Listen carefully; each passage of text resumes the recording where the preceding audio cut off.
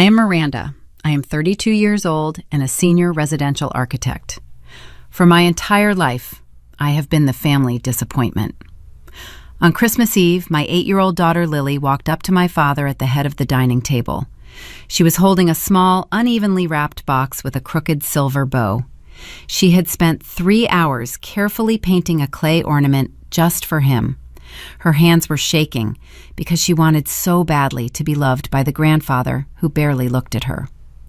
My father did not just refuse the gift. He swatted his hand and knocked the box off the edge of the mahogany table. The sharp crack of the clay shattering against the hardwood floor echoed through the silent room. He looked down at my little girl with disgust and said, "We do not want anything from a mistake." My mother did not gasp. She did not comfort her sobbing granddaughter. She calmly took a sip of her expensive red wine and said, "Get her out of this house before she ruins my Persian rug." My older brother sat across the table slicing his steak, pretending nothing happened. They all sat there in their designer clothes, expecting me to lower my head. They expected me to gather my crying child and run away in shame, the way I always did. I stopped running that night. I knelt down on the shattered pieces of clay and pulled my daughter tightly against my chest. I felt her small heart racing against mine. Then I stood up and looked dead into my father's eyes. I said 6 words that drained the blood from his face. "You are leaving my house tonight." My father barked a harsh laugh. He told me to sit down and stop ruining the holiday. He truly believed he owned the sprawling historic estate we were standing in. He believed he was the untouchable patriarch of an old money North Carolina dynasty. What he did not know was that his empire was a ghost.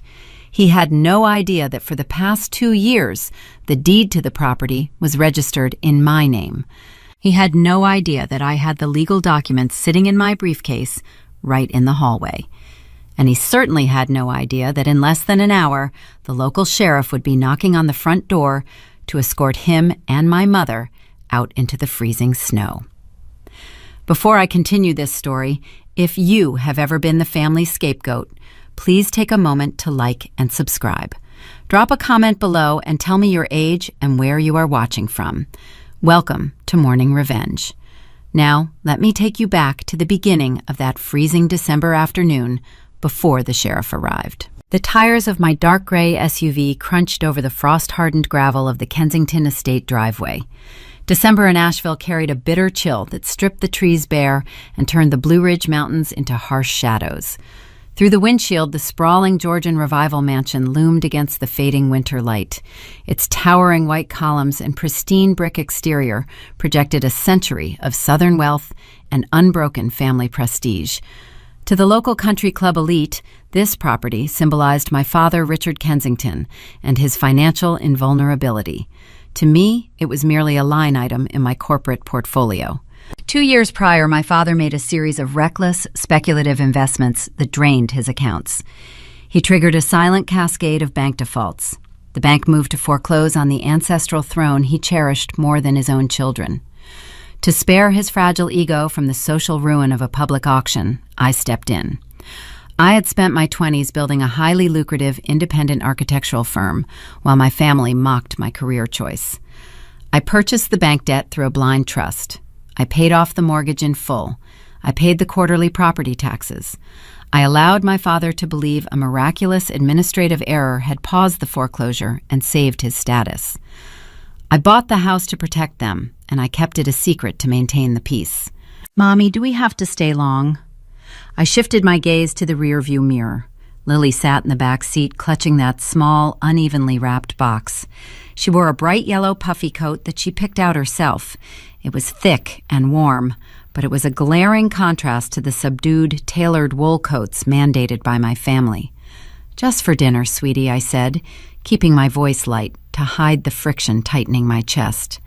"We will give Grandpa and Grandma their present, eat dinner, and then head straight home." I parked near the manicured boxwood hedges and turned off the engine. The wind whipped past us as I guided Lily up the sweeping marble steps. The heavy oak door swung open before I even had the chance to press the brass doorbell. My mother, Vivian, stood in the grand foyer draped in an immaculate cashmere shawl. The smell of expensive pine candles and roasted duck wafted out from the kitchen, but there was no warmth in her greeting. Her gaze bypassed my face entirely and landed with cold precision on my daughter. Miranda, my mother, sighed heavily, her lips pressed into a thin, disappointed line. "We have the mayor's finance director arriving for cigars in an hour, and you bring the child looking like a crossing guard. Whatever happened to the navy wool peacoat I sent to your apartment last week?" "It is 20 degrees outside, Mother," I answered, while peeling the bright yellow fabric from Lily's shoulders. "Yellow is rated for the wind chill, and she likes the color." My mother clicked her tongue in disapproval. She gestured for the housekeeper to take the coat and hide it in the back closet where no guests would see it. "Aesthetics matter, Miranda. It is a simple concept you continue to reject." I handed the coat to the housekeeper and placed my leather briefcase on the entryway table. The briefcase was heavy. Inside it sat the original stamped and notarized property deed to the house my mother was currently standing in. I felt a sudden urge to open the clasp and lay the documents over her perfect floral centerpiece. I breathed in deeply and let the thought pass. From the formal parlor down the hall, the sharp clink of a crystal decanter echoed over a low, classical cello suite. My father's booming baritone voice drifted into the hallway. Then a younger, arrogant laugh followed his words. My jaw locked instantly. My older brother Preston was already here. Preston was 35 years old and a perpetually failing entrepreneur who lived entirely on the fumes of the family name. He wrapped himself in Italian wool and lived in a downtown condo our parents paid for. Yet my father treated him like a conquering king. "Ah, there is the genius," my father shouted from the parlor, praising my brother for another fictional business venture. I placed my hand on Lily's shoulder and guided her toward the noise. The tension in the house was thick enough to crack a tooth. My father, oblivious to the fact that he was standing on borrowed floorboards, was preparing to hold court. I forced a polite smile onto my face and stepped into the parlor, ready to endure another holiday of quiet disrespect. We walked through the arched doorway. A large stone fireplace crackled in the corner, casting a golden glow over the antique leather furniture. My father, Richard, stood by the mahogany wet bar, holding a glass of amber bourbon. He wore a tailored velvet smoking jacket that cost more than my first car. Preston slouched deep into a wingback chair, swirling his own drink with a lazy, satisfied smirk on his face. When my father saw us enter, his loud, booming laughter abruptly stopped. His smile vanished as if I had just brought dirt into his pristine museum. "You are late, Miranda," my father said, checking the gold watch on his wrist. "We have been waiting on you to start the appetizers." "Traffic was heavy coming up the mountain," I replied, keeping my tone neutral. "Merry Christmas, Dad." Lily peeked out from behind my leg. She held up her small gift box toward him. "Merry Christmas, Grandpa," she whispered. My father did not look down. He did not acknowledge the tiny voice greeting him. He simply took another slow sip of his bourbon and turned his attention back to my brother. "Preston," my father said smoothly, bypassing us entirely, "tell me more about this new venture capital seed round you are closing. It sounds incredibly promising." Preston shot me a quick, condescending glance before leaning forward to indulge our father with a fabricated story about tech investors. I stood near the doorway, holding my daughter's hand, feeling the familiar sting of being invisible in my own family. My father was praising a son who had never worked a hard day in his life, while ignoring the daughter who literally kept a roof over his head. I squeezed Lily's hand gently and guided her toward the kitchen, away from the coldness of the parlor. The evening had barely begun, and the battle lines were already drawn. The warmth of the open hearth did nothing to thaw the air inside the parlor. Preston shifted his weight in the leather wingback chair, the fabric of his tailored charcoal suit catching the firelight. He held his crystal tumbler with a loose, careless grip, the ice rattling softly against the glass. At 35, my brother carried the effortless posture of a man who had never been forced to calculate the cost of a mistake. His hands were smooth and unblemished, free from the calluses and pencil stains that routinely marked my own skin. Richard leaned against the mahogany bar, his eyes crinkled with an indulgent pride he had never once directed toward me. He raised his glass toward my brother, the amber bourbon catching the amber glow of the flames.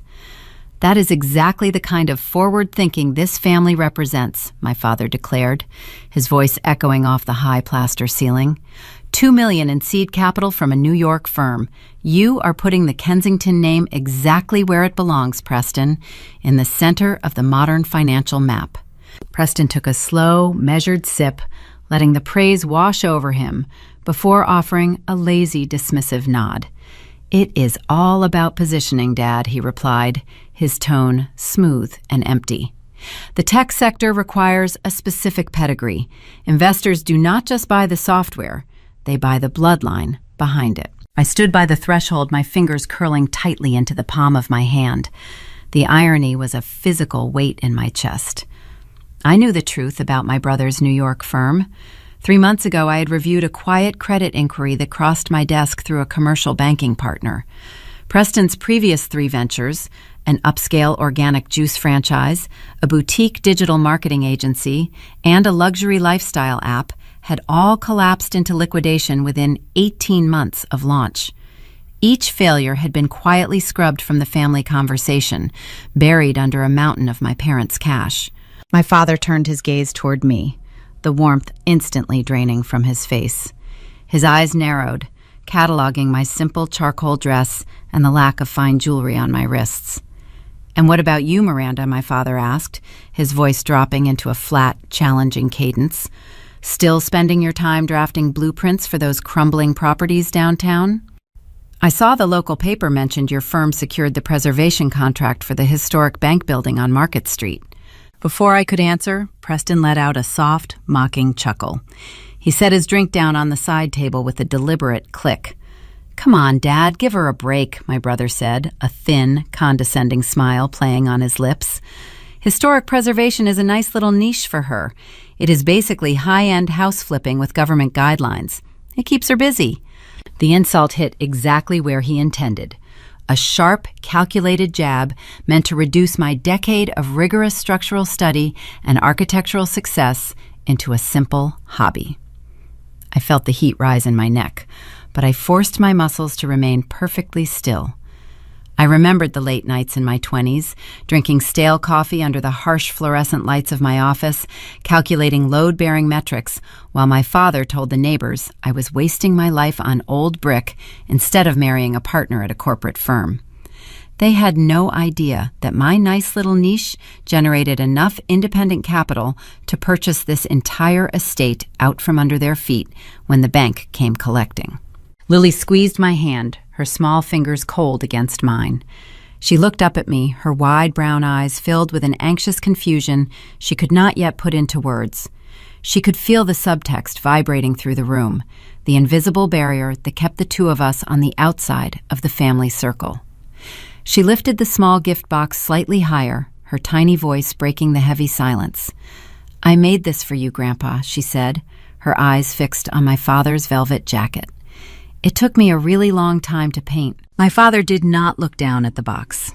He did not step forward to take the offering from his only granddaughter. Instead, he checked his gold watch again, his expression hardening with a clear impatience. "Vivian," he called out toward the foyer, "where's the kitchen staff with the oysters? We are losing the evening."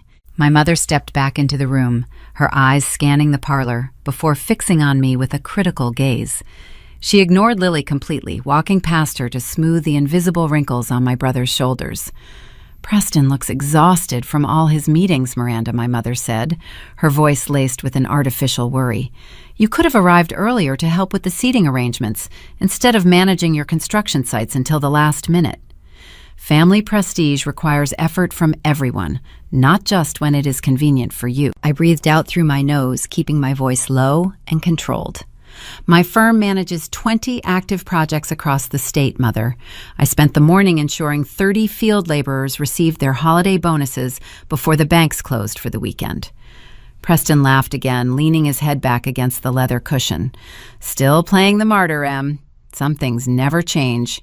You always did love the drama of a hard day's work." I looked at my brother, then at the man who called himself my father, And finally, at the woman who had spent my childhood teaching me that my value was directly tied to my compliance.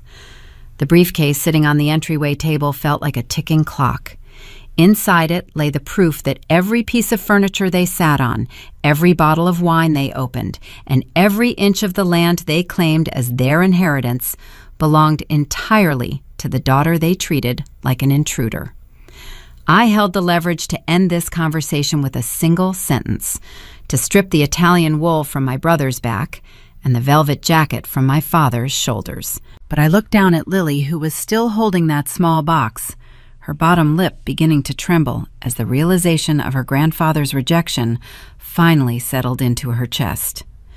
The holiday piece was a fragile glass structure, and I was determined not to be the one to shatter it first. I needed to protect my daughter from the toxic fallout for as long as possible. "Let us go see if Aunt Clara needs help in the kitchen." "Lily," I whispered, kneeling down so my eyes were level with hers. I gave her a reassuring smile, gently taking the gift from her hands and placing it securely inside my coat pocket. "Come on, let us leave the businessmen to their strategy." Preston watched us walk out, his lazy smirk remaining firmly in place as he raised his glass to our father for another round of bourbon. As the heavy pocket doors of the parlor closed behind us, cutting off the low rumble of their voices, the pristine hallway felt like a long corridor between two warring territories. The first conflict had passed, swallowed down into the dark reservoir of my restraint. But the air in the estate was growing heavier by the minute. I could feel the next wave of tension gathering just beyond the kitchen door, where the hidden cracks in my father's financial reality were waiting to be exposed. I led my daughter down the long hallway, my boots echoing against the floorboards, knowing that the peace I was fighting so hard to keep was already running out of time. The heavy swinging door of the kitchen pushed shut behind us, blocking out the low hum of my father and brother. The air in here was thick with the heat of double industrial ovens and the rich scent of roasted rosemary and garlic. This room was the hidden engine of the estate. I had designed this exact layout 5 years ago when my mother complained the old caterer workspace was too cramped. I drafted the blueprints for the expanded marble island and the custom mahogany cabinetry. I managed the contractors and paid for the materials out of my own pocket as a birthday gift for her. She had never once thanked me. She simply told her country club friends that she had hired a wonderful new design firm. Standing by the polished stone counter was Aunt Clara. She was the only reason I had not turned the car around at the front gate. Clara was a sharp, observant African-American woman who had married my late Uncle Thomas 2 decades ago. While the rest of the family operated on pretense and inherited status, Clara operated on raw truth. She possessed a quiet, formidable intelligence that terrified my father. He could never bully her into submission, and he could never buy her silence. She wore a deep emerald green dress that contrasted beautifully with her dark skin, and she was currently inspecting a silver tray of hors d'oeuvres with a critical eye. When Clara turned and saw us, the stern focus on her face melted into a warm, genuine smile. It was the first piece of real affection we had encountered since crossing the property line. "There is my favorite artist," Clara said, wiping her hands on a linen towel and walking toward us. Lily let go of my hand and ran to her. Clara knelt down, ignoring the risk of wrinkling her dress, and wrapped my daughter in a tight embrace. The physical contact was grounding. It was a small pebble of emotional safety amidst the vast coldness of the house.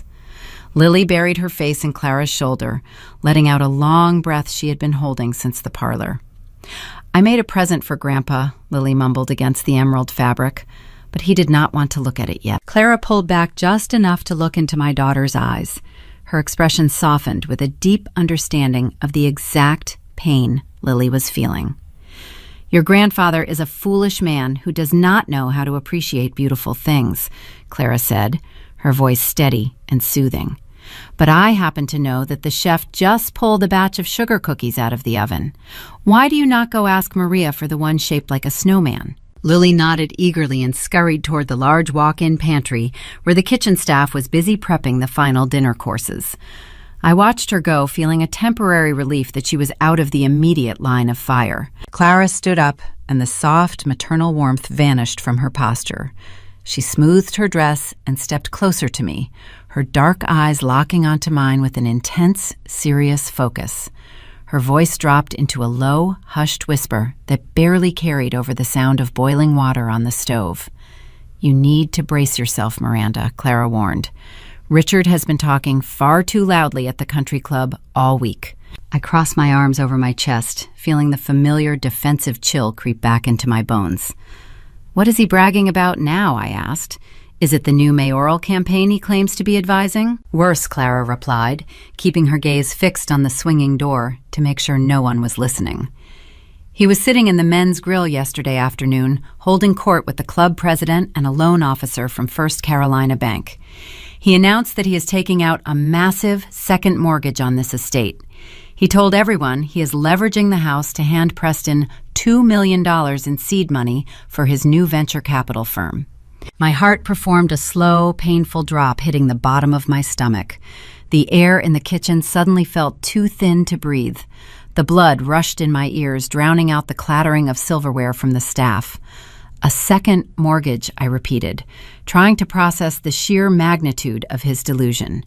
"That is impossible." Clara mistook my reaction for financial concern regarding my father's debt. "He is dangerously disconnected from reality," she continued, her whisper growing more urgent. "He thinks this property is an endless gold mine. He is planning to make the official announcement tonight at the dinner table, right before the mayor's finance director arrives for cigars. He wants the public audience. He wants to cement Preston's reputation as a funded entrepreneur in front of the city elite." I stared at the intricate veining in the marble island, my mind racing through the legal architecture of what my father was attempting to build. A house of cards was too generous a description. He was building a skyscraper on a foundation of dust. In order to secure a $2 million loan, the bank would require a comprehensive title search. The moment the underwriters pulled the county records, my father's pristine illusion would shatter into 1,000 pieces. The records would show that Richard Kensington had zero equity. The records would show that a quiet holding company purchased the foreclosed note 24 months ago. And a simple corporate registry search would reveal that I was the sole managing director of that holding company. My secret safety net was no longer a protective shield. It had just transformed into a live grenade sitting right in the center of the holiday dining table. Clara reached out and placed a warm, steadying hand on my forearm. "I know you hate conflict, Miranda," she said gently. "I know you try to keep the peace for Lily, but you cannot let him bankrupt himself again. If he signs those bank papers next week, he will lose this house forever. You have to try to talk some sense into him before he makes this public pledge tonight." I looked down at Clara's hand, feeling a strange, detached calm wash over the initial panic. She did not know the truth either. I had kept the secret from everyone to prevent the gossip from spreading. I swallowed hard, tasting the bitter, metallic flavor of adrenaline in the back of my throat. "He cannot mortgage the estate, Clara," I said, my voice dropping to a hollow monotone. "He is arrogant enough to try," Clara argued, missing the literal meaning of my words. I pulled away from her touch and reached into my coat pocket. My fingers wrapped around the cold metal frame of my smartphone.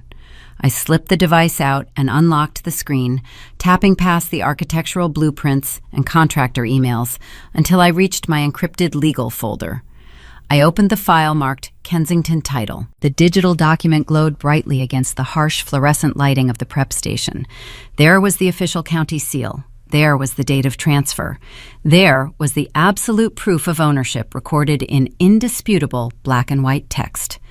My name was listed as the sole proprietor of the land, the structure, and every fixture attached to it. I stared at the screen, mentally preparing for the inevitable collision. My father was not just going to embarrass himself. He was going to commit financial fraud on a grand scale by pledging an asset he did not legally possess. If he made that announcement tonight in front of a political finance director, it would not just be a family dispute. It would become a matter of public record.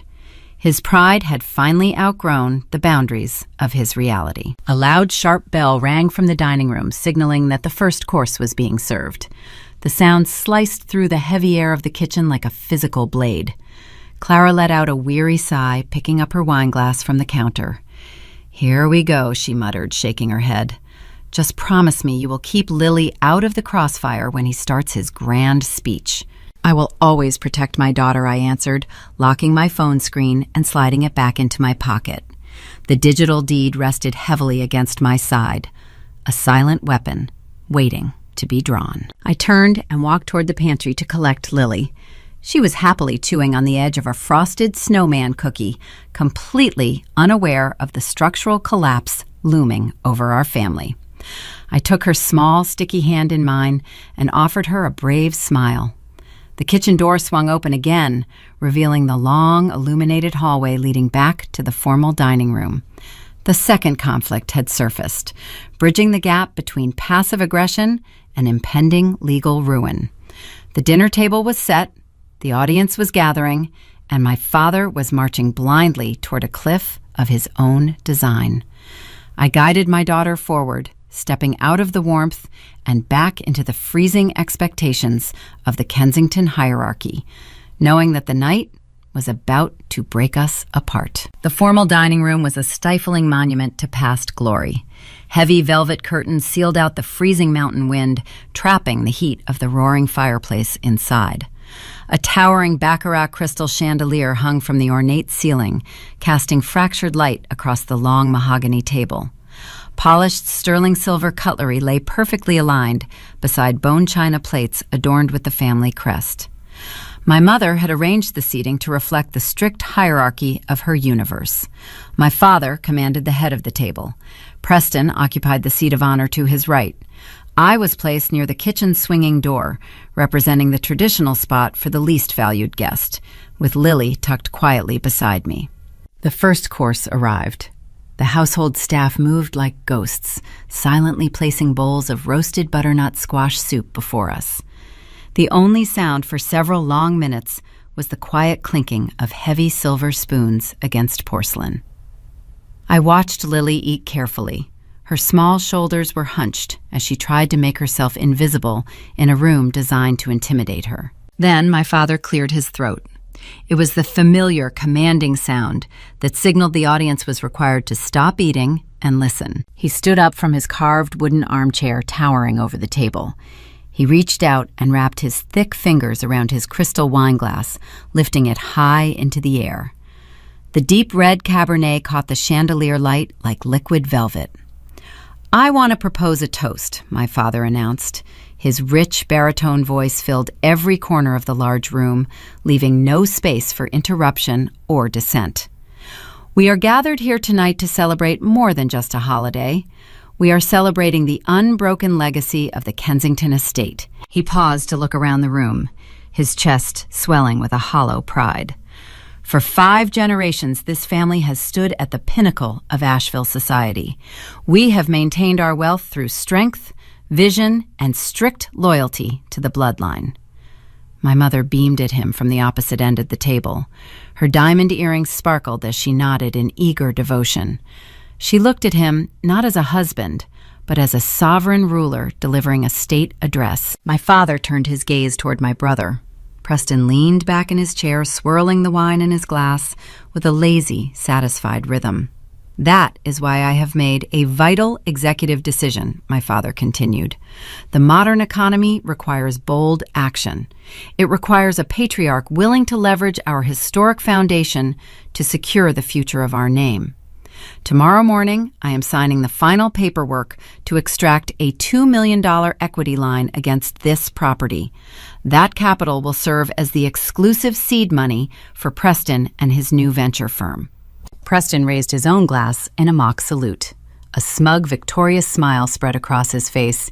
He was already spending the phantom money in his head, envisioning corner offices, luxury company cars, and lavish networking dinners. He looked across the table at me, his eyes gleaming with a quiet superiority, silently confirming that he was the chosen heir, while I was merely a spectator to his greatness. My mother brought her hands together, offering a soft cry of joy. She praised her husband for his brilliant financial strategy, telling Preston how proud she was of his future success. The room was drowning in their shared delusion. I sat frozen in my chair. The dramatic irony was a suffocating weight pressing down on my chest, making every breath feel shallow and tight. My father was loudly pledging an empire he had lost 2 years ago. He was promising a fortune that did not exist, secured by a deed that rested safely inside the briefcase I had left in the foyer. Beneath the table, my hands formed tight fists in my lap. My knuckles turned stark white against the dark linen fabric of my napkin. The sheer arrogance of his plan was staggering. He truly believed he possessed the divine right to gamble the roof over our heads simply because he was born male and carried the Kensington name. He had not consulted anyone, assuming the world would simply bend to his desires. I took a slow, steadying breath. I let go of the napkin and placed my hands flat on the smooth mahogany surface, anchoring myself to reality. "Dad," I said. My voice was calm, measured, and cut cleanly through the celebratory noise. "How exactly did the loan officer react to your application?" The dining room fell into a total, heavy silence. My mother stopped her joyful applause. Preston lowered his glass, his smug smile faltering for a fraction of a second as he detected the underlying challenge in my tone.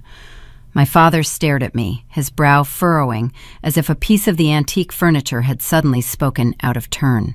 "What do you mean, how did they react?" my father scoffed, his face flushed with a sudden defensive heat. "They reacted the way any bank reacts when Richard Kensington walks through their doors. They rolled out the red carpet and rushed the preliminary paperwork." I did not blink. I kept my gaze locked on his, refusing to shrink under his glare. "Did they run the title search yet?" I asked, keeping my tone perfectly neutral. "Did the underwriting department confirm your equity position on the deed?" My father slammed his wineglass down onto the table. The dark liquid sloshed over the rim, staining the pristine white tablecloth like a fresh bruise. He pointed a thick, rigid finger directly at my face. "You listen to me, Miranda," he growled, his voice dropping into a dangerous, threatening register. "You may play with architectural blueprints and boss around hourly construction workers, but do not ever presume to question my financial acumen. Real estate finance at this level is a man's arena. You know nothing about securing corporate capital. You will sit there quietly and show some respect for the decisions that keep this family powerful." He dismissed me with a wave of his hand, turning his attention back to Preston to resume their shared fantasy. The dismissal was laced with a deep, toxic misogyny that I had been forced to swallow for 3 decades. He was so blinded by his own unearned superiority that he could not see the steel trap closing tightly around his ankle. He assumed my question was born of feminine ignorance rather than insider knowledge. But my quiet refusal to back down had struck a hidden nerve.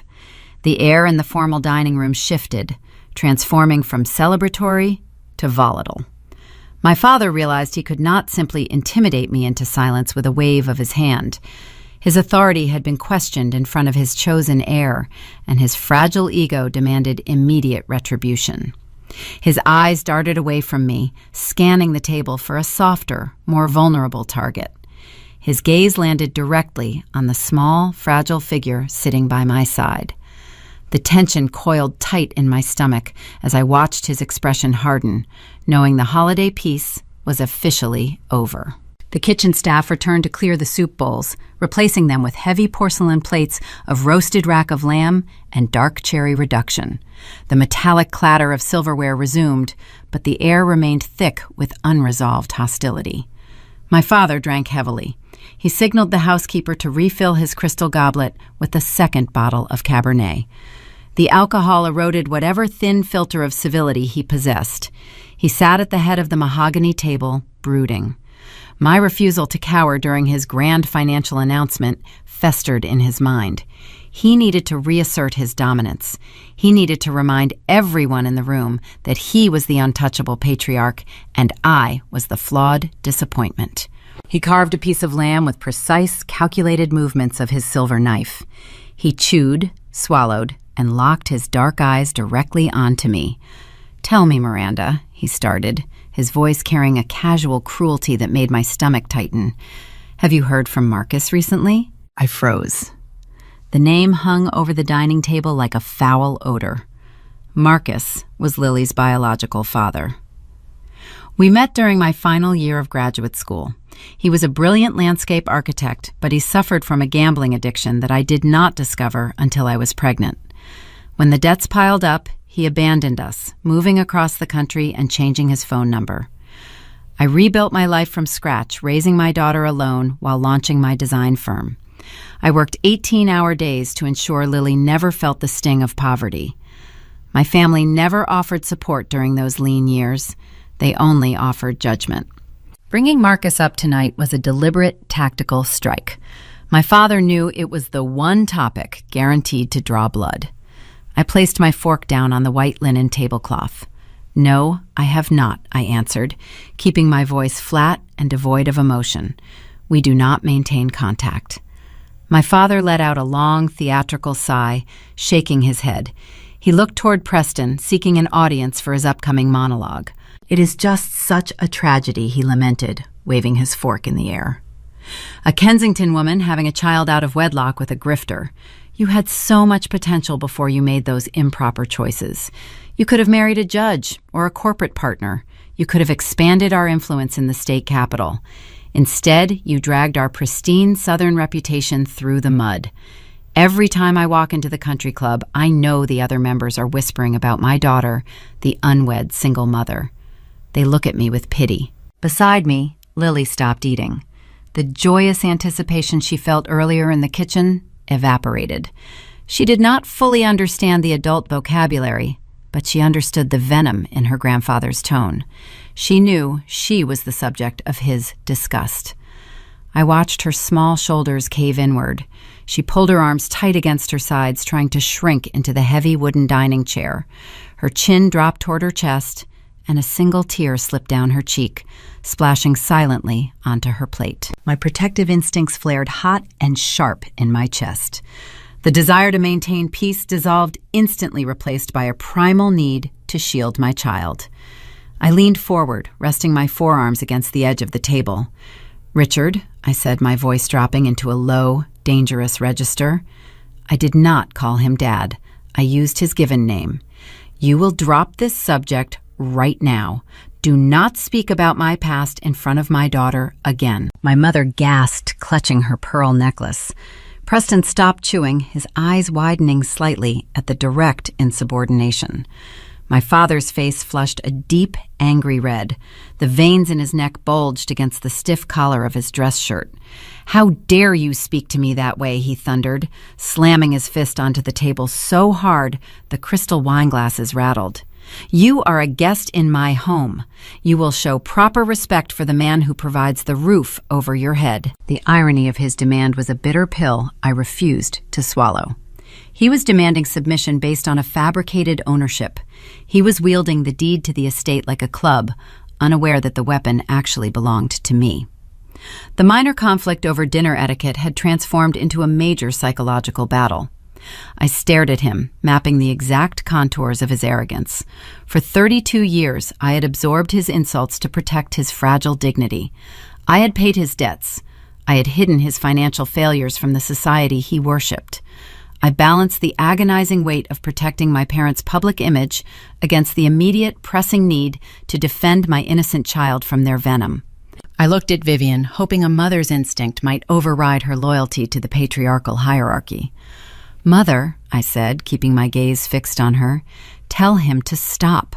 Look at your granddaughter. She is crying." My mother dabbed her mouth with a linen napkin, refusing to meet my eyes. "She is crying because you are creating a scene, Miranda," my mother replied, her tone dripping with aristocratic disdain. "Your father is simply expressing his concern for the family legacy. If you had made better decisions, we would not have to endure these uncomfortable conversations. You always were too sensitive. You need to learn how to accept constructive criticism gracefully." Preston chuckled softly, cutting another piece of lamb. "Let it go," my brother advised, flashing that same lazy, smug smile. "You are ruining the holiday mood. Just apologize to Dad and we can move on to dessert." The illusion of a happy Christmas shattered beyond repair. There was no warmth left to salvage. There was no peace left to keep. The grand dining room with its roaring fire and expensive decorations felt like a cold stone prison. I realized in that exact moment that my silence had not protected them. My silence had merely enabled their abuse. They viewed my restraint as weakness. They mistook my grace for submission. I turned my attention back to my father. He sat tall in his carved wooden armchair, a false king ruling over a stolen kingdom. His chin was raised in defiance, expecting me to bow my head and offer the apology Preston suggested. He expected me to prioritize his comfort over my daughter's tears. "I am not going to apologize, Richard," I stated clearly, my voice echoing off the high ceiling. "And I am not going to tolerate you treating my child like a stain on your reputation." The air in the room grew dangerously thin. My father gripped the arms of his chair, his knuckles turning white. He opened his mouth to deliver another crushing insult, prepared to escalate the warfare to an ugly new level. But before the words could leave his lips, a tiny, trembling voice broke the heavy silence. Lily slid off her chair. She held the small, unevenly wrapped box in her hands, clutching it like a protective shield. She believed that if she just gave him the present she had worked so hard to create, she could fix the anger in the room. She believed she could earn his love and stop the yelling. She took a slow, hesitant step toward the head of the table, walking directly into the crossfire. The heavy oak dining chair scraped softly against the polished floorboards as Lily slid down from her seat. The noise was faint, but in the suffocating quiet of the room, it echoed like a sudden crack of thunder. She stood there for a fleeting second, clutching the small, clumsily wrapped package against her chest. The silver bow sat lopsided on top, held together by too many layers of clear tape. Her tiny knuckles were pale from gripping the cardboard so tightly. She wore a simple maroon holiday dress that suddenly looked painfully fragile amidst the towering mahogany furniture and heavy velvet drapery. I wanted to reach out and pull her back into the safety of my lap. My muscles twitched, urging me to intercept her before she crossed the invisible boundary separating our end of the table from theirs. Yet a foolish, lingering sliver of hope anchored me to my chair. A tiny part of my soul prayed that the sight of an innocent child offering a handmade token of affection might pierce the thick armor of my father's arrogance.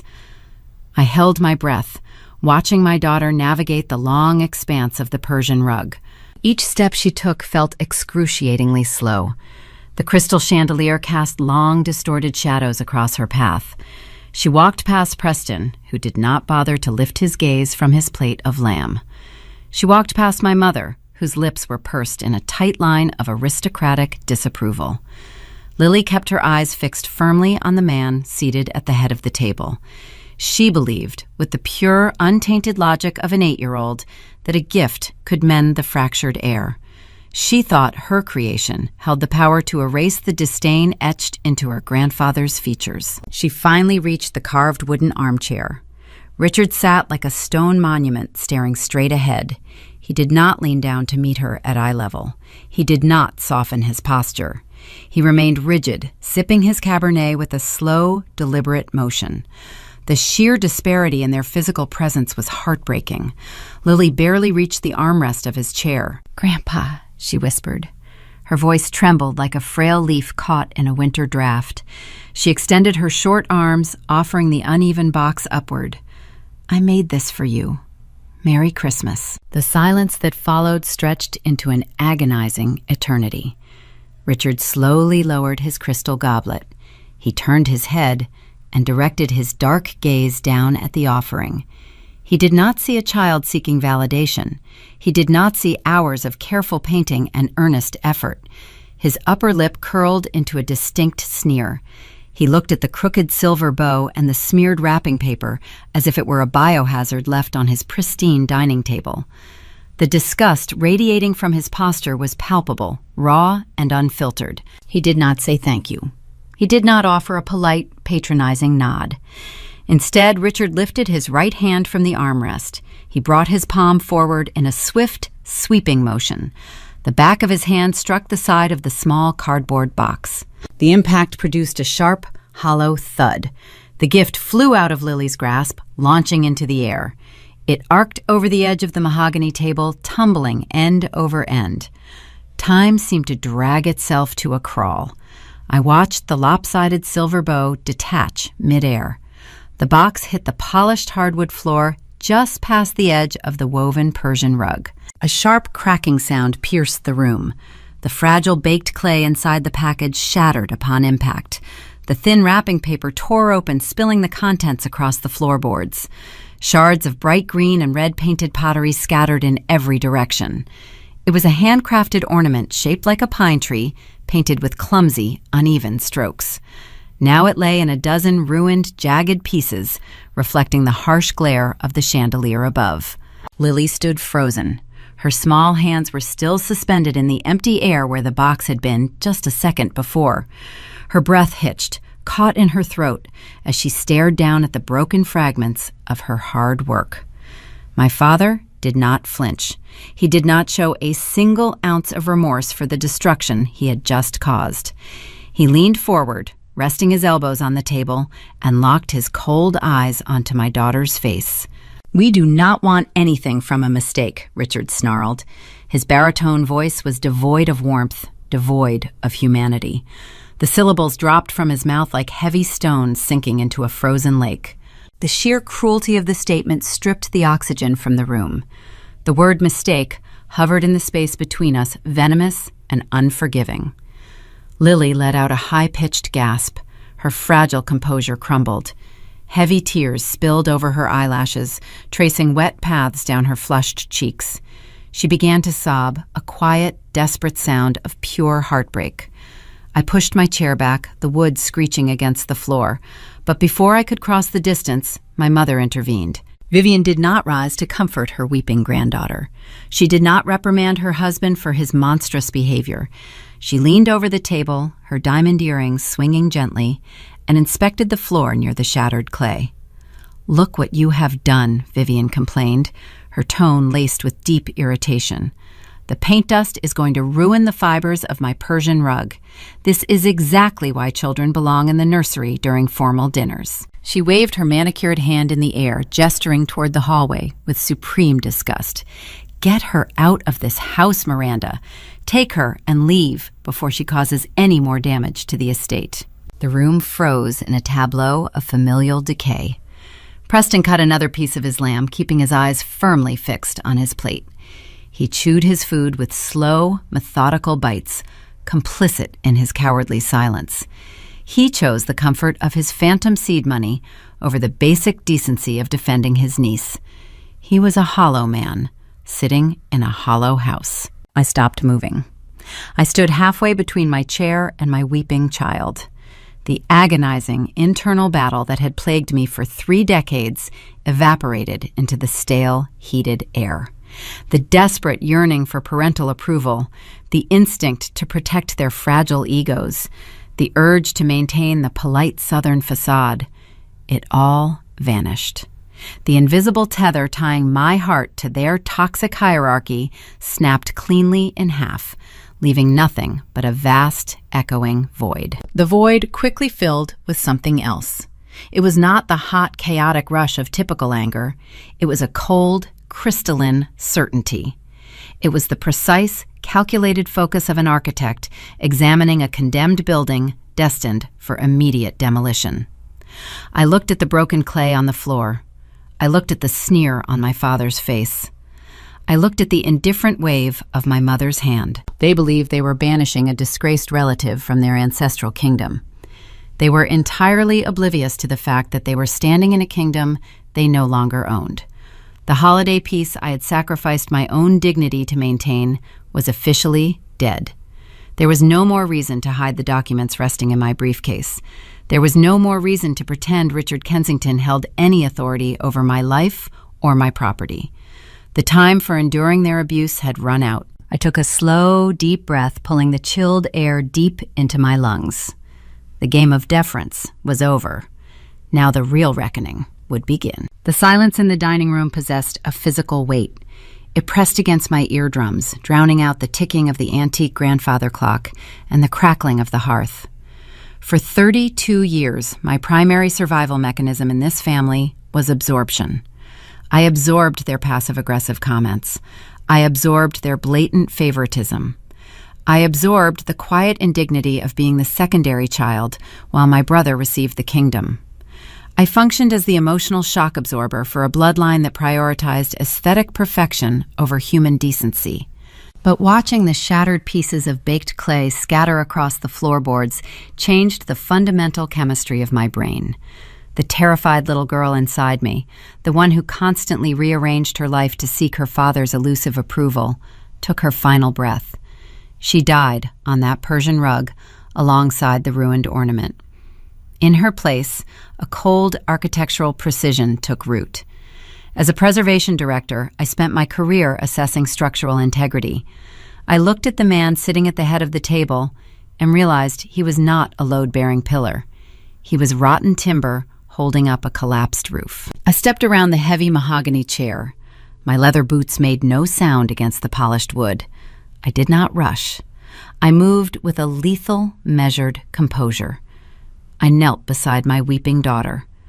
I wrapped my arms around her trembling shoulders and pulled her tight against my chest.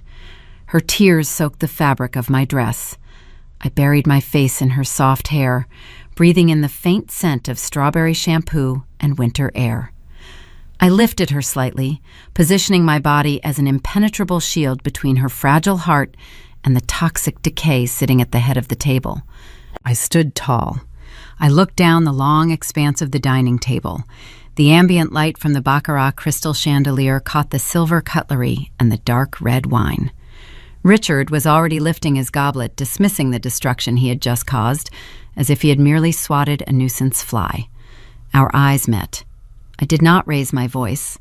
I did not shed a single tear. I spoke with a quiet, steady cadence that sliced cleanly through the suffocating atmosphere of the room. "You are leaving my house tonight." The 6 words hung in the stagnant air. They were heavy, immovable objects blocking his path. For a fraction of a second, his brain failed to process the sentence. Then a harsh, incredulous laugh barked from his chest.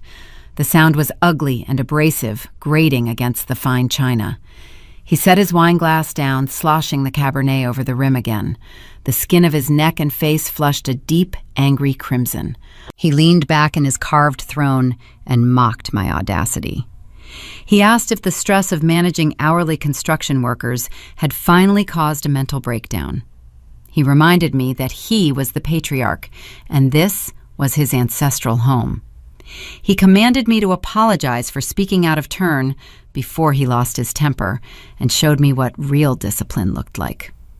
He told me I was a foolish, ungrateful child testing the patience of a very powerful man. My mother fluttered her hands in a frantic display of distress. She called me hysterical. She told me to stop embarrassing myself in front of Preston and ruining the carefully planned holiday schedule. She complained that my emotional outbursts were the exact reason I could never maintain a proper relationship with anyone. She demanded I take my daughter to the car immediately so the kitchen staff could sweep up the mess without stepping around us. She was far more concerned about the mayor's finance director arriving to a dusty rug than she was about her granddaughter's broken heart. Preston sighed loudly. He dropped his silver knife onto his porcelain plate, creating a sharp, metallic clatter. He told me to sit down and stop throwing a tantrum. He complained that they were just getting to the important financial discussions regarding his seed money. He treated my declaration like a temporary annoyance, delaying his coronation. He told me to stop acting crazy and let the adults finish their meal in peace. From the shadowy edge of the room near the kitchen swinging door, Aunt Clara watched the exchange unfold. Unlike the 3 people sitting at the table, she did not laugh. She did not roll her eyes or offer a condescending sigh. Clara possessed a finely tuned radar for shifting power dynamics. She had spent 2 decades observing the Kensington arrogance, and she knew the difference between a desperate threat and a factual promise. She slowly set her wineglass down on the wooden sideboard. Her her dark eyes locked onto my face. She saw the total absence of fear in my posture. She recognized the terrifying weight anchoring my tone. Clara knew the ground beneath their feet had just cracked wide open. She understood that a fundamental shift had occurred in the hierarchy of the family. I did not argue with my parents. I did not engage with my brother's mockery. Explaining the law to arrogant people is a foolish waste of breath. They needed to see the ink. They needed to feel the heavy parchment of reality. I turned my back on the patriarch. I placed my hand gently on the back of Lily's head and guided her out of the dining room. We walked away from their laughter, leaving them to stew in their manufactured superiority. We stepped into the adjacent sunroom. The temperature here was cooler, but the atmosphere felt remarkably lighter. The pale moonlight filtered through the large glass panes, illuminating the winter frost resting on the garden hedges outside. The scent of roasted lamb was replaced by the clean smell of indoor ferns and cold glass. Clara followed us, slipping out of the dining room unnoticed by the three people still drinking their wine. She knelt on the tile floor and opened her arms. Lily ran to her, seeking the maternal comfort my own mother refused to provide. Clara wrapped her in a fierce, protective embrace. She looked up at me with a silent, burning question in her eyes. She knew I was preparing to cross a line that could never be uncrossed. She knew the family would never be the same after tonight. I gave Clara a brief, confirming nod. I turned and walked back into the main corridor. My footsteps echoed against the cold marble tiles of the foyer. The entryway was dim lit only by a small brass lamp resting on the console table. My leather briefcase sat exactly where I left it. The brass clasps gleamed in the low light, waiting for my touch. I reached out and unfastened the locks. The crisp, metallic sound of the briefcase popping open served as the starting gun for the demolition of the Kensington Empire. Inside the dark leather compartment, a thick manila folder waited to introduce my father to the real world. The minor conflict of dinner etiquette was over. The legal execution was about to begin. The heavy leather of my briefcase yielded with a sharp click. I reached inside and pulled out the thick manila folder. It felt rough against my fingertips, holding the weight of 24 months of silent financial stewardship. It contained 70 pages of high-density legal text representing the true foundation of the Kensington family. I traced the edge of the cardboard envelope. From the formal dining room down the hall, the sound of Richard pouring another glass of wine drifted toward me. He was telling Preston a story about a recent golf tournament, laughing with a deep, arrogant rumble. They had already dismissed my departure. They assumed I was weeping in the coat closet or pacifying my daughter in the shadows. They believed the confrontation was over, and they had won. I turned away from the foyer and walked back down the long corridor. My leather boots struck the floorboards with a steady, rhythmic cadence. I transitioned from the dim lighting of the entryway into the bright, abrasive glare of the baccarat crystal chandelier. Richard was mid-sentence, gesturing with his silver knife. I did not pause. I did not hesitate. I walked straight to the head of the mahogany table. Richard looked up, a dark scowl forming on his mouth. He prepared to scold me for returning without a formal apology. He opened his mouth to deliver another command. I raised the thick manila folder and dropped it squarely onto the center of his pristine dinner plate. The heavy thud resonated through the quiet room. The folder landed directly on top of the roasted rack of lamb and the dark cherry reduction. A splash of dark purple sauce stained the bottom edge of the cardboard envelope. Richard froze. His mouth snapped shut. Vivian gasped, pressing her manicured hand against her chest in a display of theatrical shock. Preston stopped drinking his wine, his glass hovering an inch from his lips. "Look at it," I commanded. My voice was a flat, sharp blade cutting through the lingering smell of roasted meat and alcohol. Richard sneered. He set his silver knife down with a loud metallic clatter. He thought this was a petulant display. He assumed I had brought him structural blueprints or environmental surveys from my preservation firm to prove my professional worth. He reached out and roughly flipped the heavy cover open, intending to mock whatever pathetic offering I had presented to him. His eyes landed on the first page. It was the official notice of default from First Carolina Bank, dated 2 years prior. The red county clerk stamp sat boldly in the top right corner. His mocking smile wavered. He turned the page. The thick black ink detailed the foreclosure buyout agreement. He saw the exact dollar amount of the debt he had secretly accrued. He turned another page. His thick fingers began to tremble. The parchment rustled loudly in the silent room. He was staring at the recorded transfer of the deed. The narrative of his life slowed to a crawl. I watched the blood drain from his face. The deep crimson flush of his prior anger vanished, entirely replaced by a sickly, pale ash. The veins in his neck flattened. His breathing turned shallow and rapid. He turned to the property tax receipts. There were 8 consecutive quarterly statements. Each one was stamped "paid in full." Each one carried the routing number of my independent corporate holding account. He reached the final page. It was the absolute title to the Asheville estate. His eyes scanned the legal phrasing, identifying the sole owner of the land, the historic structure, and all attached fixtures. He read the name printed in bold, undeniable letters: Miranda Beatrice. He could not speak. His jaw worked silently, trying to form words that his brain could no longer process. He looked like a man who had stepped off a steep cliff and was merely waiting for the ground to arrive. The delusion of his invulnerability shattered against the hard concrete of reality. Vivian noticed the catastrophic shift in his posture. She leaned over her chair and snatched the papers from his trembling hands. She held the documents close to her face, her eyes darting frantically across the complex legal jargon. She searched for a familiar phrase, a loophole, a sign that this was a terrible misunderstanding. She did not understand equity transfers or blind trust acquisitions. She saw intimidating words like collateral forfeiture and absolute conveyance. True panic laced her features. She turned toward the son she worshipped, seeking a desperate translation. "Preston, what does this mean?" she asked, her voice pitching upward into a shrill, panicked register. "What is this garbage?" she placed on the dinner table. "Tell your father to throw it in the fireplace." Preston pulled the folder from her grasp. He laid the documents flat on the white linen tablecloth, avoiding the spilled cherry sauce. He was a failing entrepreneur who lived on fumes, but he knew enough about corporate contract law to read a standard property deed. His eyes swept over the county seals, the embossed notary signatures, and the binding ownership clauses. The realization hit my brother with the force of a physical blow.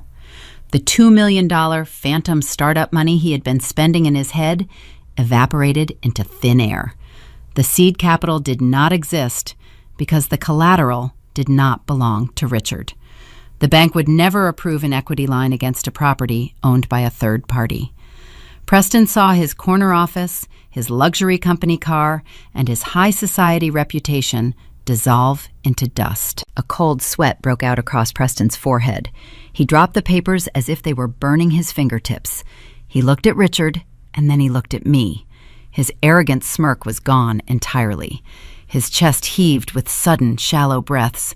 He ran a trembling hand through his expensive haircut, trying to calculate a way out of the disaster.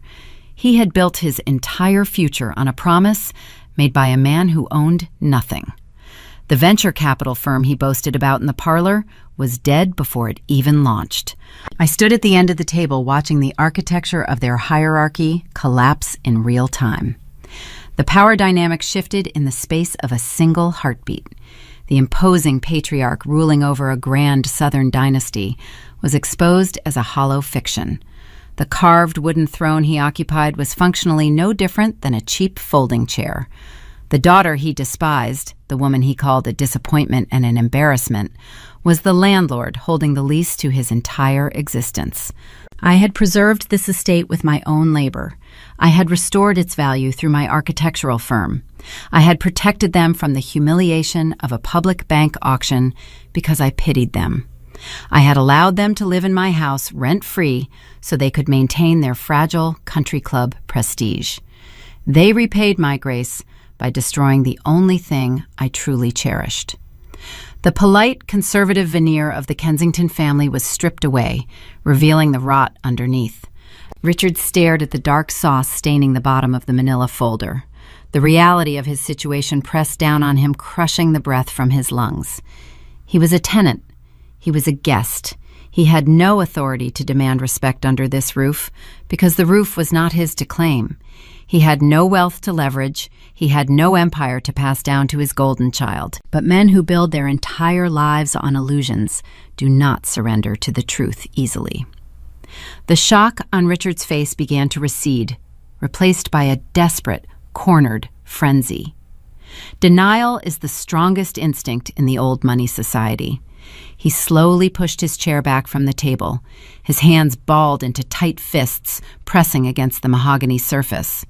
He refused to accept that the daughter he viewed as a mistake held the keys to his kingdom. He was preparing to fight a war he had already legally lost, setting the stage for a brutal collision between his bruised ego and the unforgiving letter of the law. Denial operates as a powerful mechanism inside the minds of the generational elite. Men who inherit their empires never learn how to rebuild them from the ground up. When reality breaches their carefully constructed fortress, they do not adapt. They simply reject the truth. Richard placed his hands flat on the table and pushed himself upright. His carved wooden chair scraped harshly against the floorboards. The shock that had turned his skin pale receded, replaced by a deep, flushed wrath. He raised both of his heavy fists and brought them down onto the polished mahogany surface. The impact sounded like a gunshot in the cavernous room. The baccarat crystal wine glasses jumped. The silver cutlery rattled against the bone china plates. A fresh wave of dark cherry reduction splattered across the white linen cloth, staining the fabric a deep, bruised purple. "This is a trick my father," bellowed. His baritone voice tore through the lingering holiday music, echoing off the high plaster ceilings. He pointed a thick, trembling finger at the manila folder resting on his plate. "This is some twisted manipulation you cooked up with your shady downtown accountants. You think a few stamped papers can erase a century of heritage?" I stood at the opposite end of the table, observing his eruption with the clinical detachment of a structural engineer examining a collapsed bridge. The math was simple. The documents were ironclad. His outrage carried zero legal weight. He drew a ragged breath, his chest heaving under the expensive velvet smoking jacket. He believed that the sheer volume of his voice could alter the county property records. He believed that being the patriarch granted him a divine right of ownership that superseded written law or bank ledgers. "You do not own this estate," Richard shouted. His face contorted into an ugly mask of unearned entitlement. "It does not matter whose name your little holding company put on that banknote. I am the head of this family. My father died in the upstairs master suite, and his father built the east wing. This land belongs to me. It is my birthright." He stepped away from his carved throne and marched down the length of the dining table. His heavy footsteps shook the floorboards. He intended to use his physical size to force my submission, just as he had done when I was a teenager. He closed the distance between us, invading my personal space. The scent of sour Cabernet and nervous sweat rolled off his skin, replacing the aroma of roasted lamb. He stopped mere inches from my face, looming over me like a heavy storm cloud. He thrust his finger toward my eyes. His hand shook with unchecked rage. "You are a fraud." He spat his breath warm and foul against my cheek.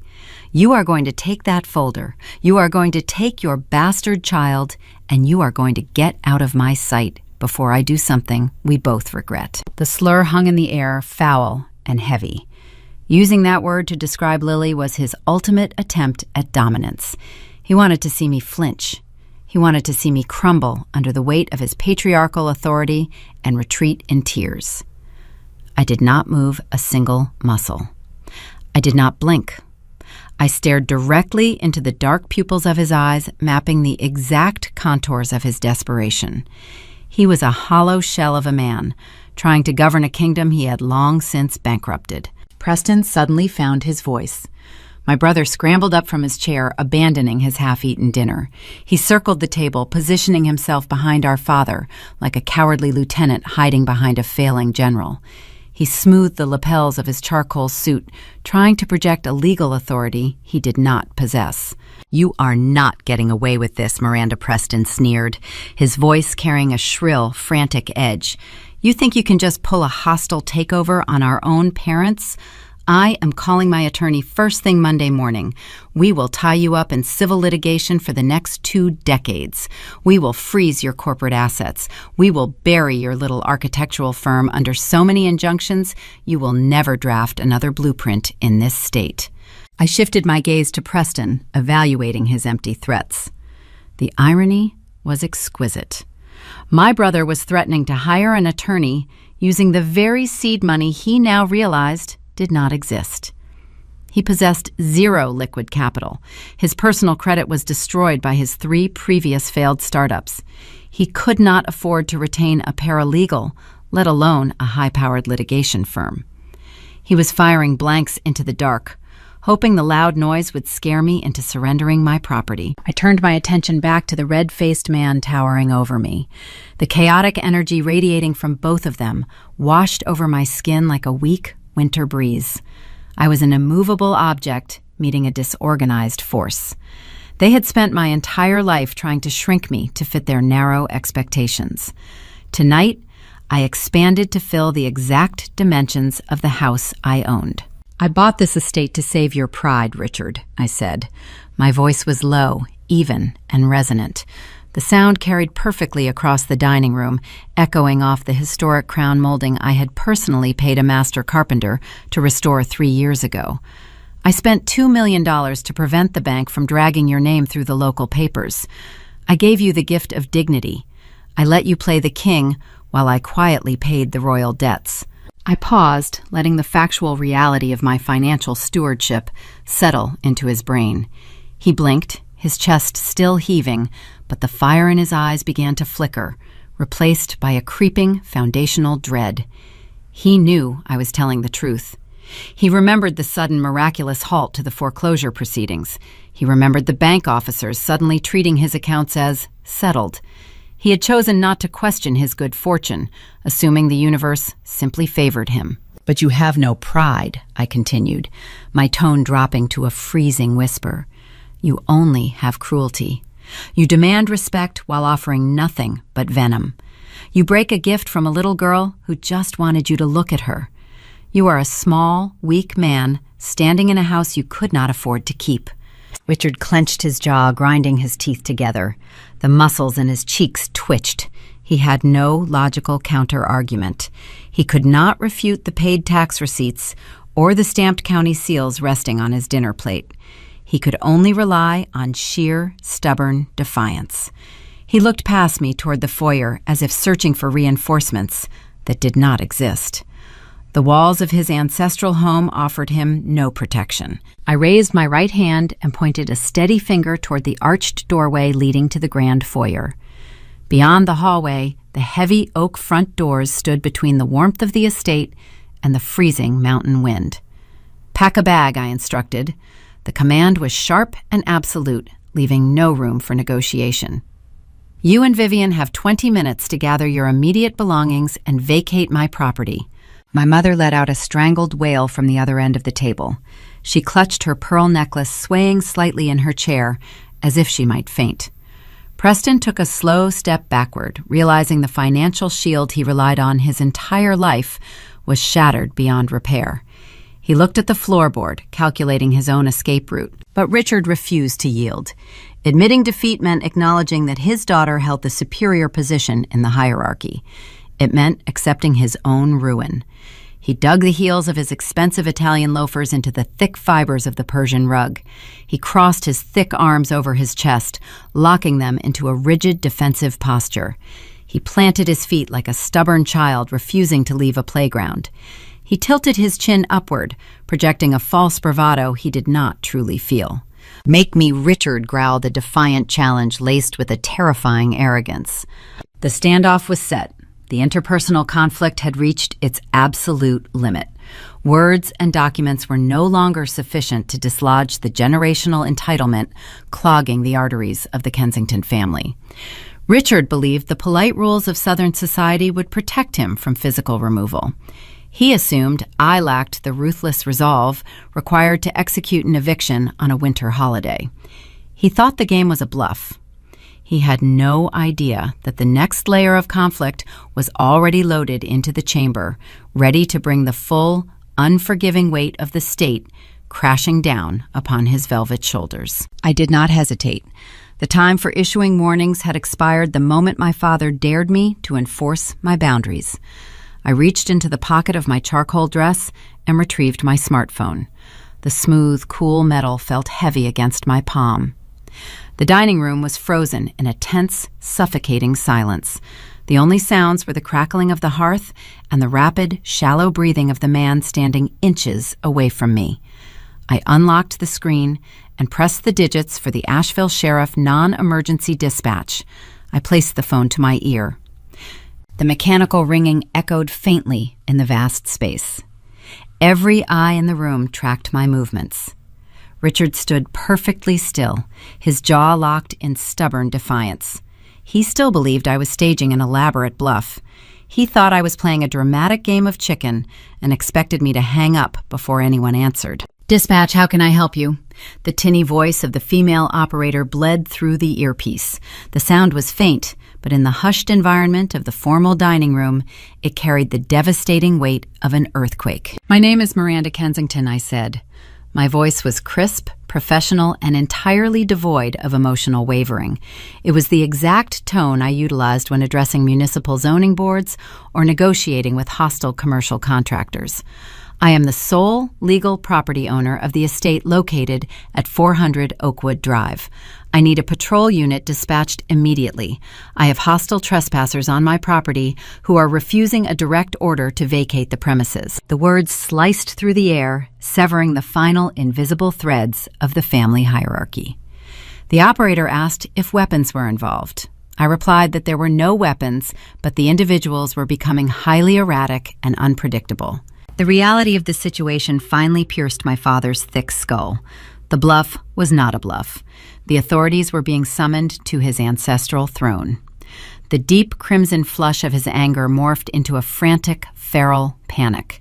His ego fractured, splintering under the pressure of impending public humiliation. He shifted his weight, his expensive Italian loafers slipping slightly against the edge of the ruined Persian rug.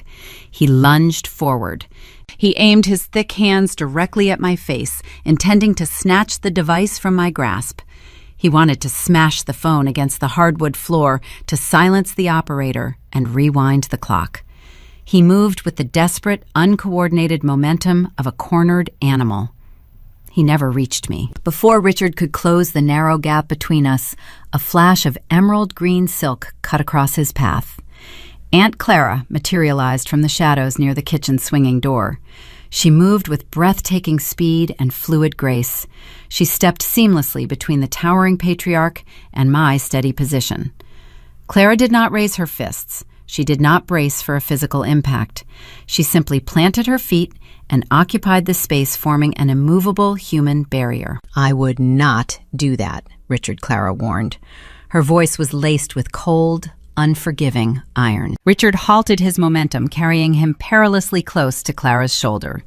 His chest heaved, his fists clenched tight at his sides. He glared down at the African-American woman who had married his late brother. For 2 decades, he had treated Clara with subtle condescension, viewing her as an outsider who did not match his pristine societal standards. Now she stood as the ultimate physical shield, blocking his desperate attempt to regain control. "Think very carefully about your next move," Clara continued, her dark eyes locked onto his flushed face. "You are standing in a house you do not own. You are attempting to assault the legal deed holder while she is on an open line with county law enforcement. If you touch her, you will not just be evicted, you will leave this estate in handcuffs, and you will spend Christmas morning sitting in a concrete holding cell." The stark legal truth neutralized him. Richard slowly lowered his hands, the remaining fight draining from his posture. He was a bully, accustomed to intimidating weaker targets. Faced with Clara's stoic, formidable authority, his bravado collapsed into pathetic silence. At the far end of the mahogany table, Vivian began to unravel. The pristine facade she had cultivated for 30 years shattered into sharp, jagged pieces. The oxygen vanished from her lungs. She started to hyperventilate, drawing in short, ragged gasps of air. Her manicured hands flew to her throat, clawing at the collar of her silk blouse. The pearl necklace she wore snapped under the frantic pressure. Dozens of small white beads scattered across the white linen tablecloth, bouncing onto the floor with a sound like falling hail. She could not process the impending disaster. The image of flashing police lights illuminating her driveway flashed through her mind. She pictured her elite country club neighbors parting their heavy curtains to watch the Kensington patriarch being escorted out by uniformed deputies. It was the ultimate social death. It was a scandal that could never be erased or explained away at a charity luncheon. "Preston," she gasped, her chest heaving as she turned her terrified gaze toward the seat of honor. "Preston, you have to do something. Call your friends, call the mayor, tell them this is a mistake. Stop her from ruining us." She pleaded with her golden child, begging him to wield the patriarchal influence she believed he possessed. She expected the anointed heir to fix the disaster, to summon his powerful network and shield his mother from the consequences of her own cruelty. But Preston was already retreating. The golden child was abandoning the sinking ship. My brother stepped backward away from the ruined dinner and the scattered pearls. He did not look at his mother. He did not offer words of comfort. His eyes darted frantically across the glowing screen of his own smartphone. His thumb swiped rapidly, opening a rideshare application. He was calculating the fastest exit route, mapping a path out of the crossfire. He realized the $2 million venture capital fund was a ghost. He realized the sister he had mocked for a decade held the power to freeze his bank accounts and lock him out in the cold. Preston bumped into the edge of the hallway archway. He grabbed his tailored wool coat from the back of a chair. "I cannot get involved in a property dispute, Mom," he muttered, his voice tight with cowardice. "My investors monitor my public record. I cannot be associated with a police incident. I have to go." He turned his back on the woman who worshipped him and disappeared into the dim corridor, leaving his parents to face the music alone. I finished giving the dispatcher the final details and ended the call. The phone clicked, marking the official point of no return. I slid the device back into my pocket. The legal conflict had reached its absolute zenith. North Carolina trespass statutes are notoriously strict and unforgiving. The law does not care about heritage bloodlines or the bruised feelings of a fallen patriarch. The law only recognizes the name printed on the county deed. I looked at Richard and Vivian.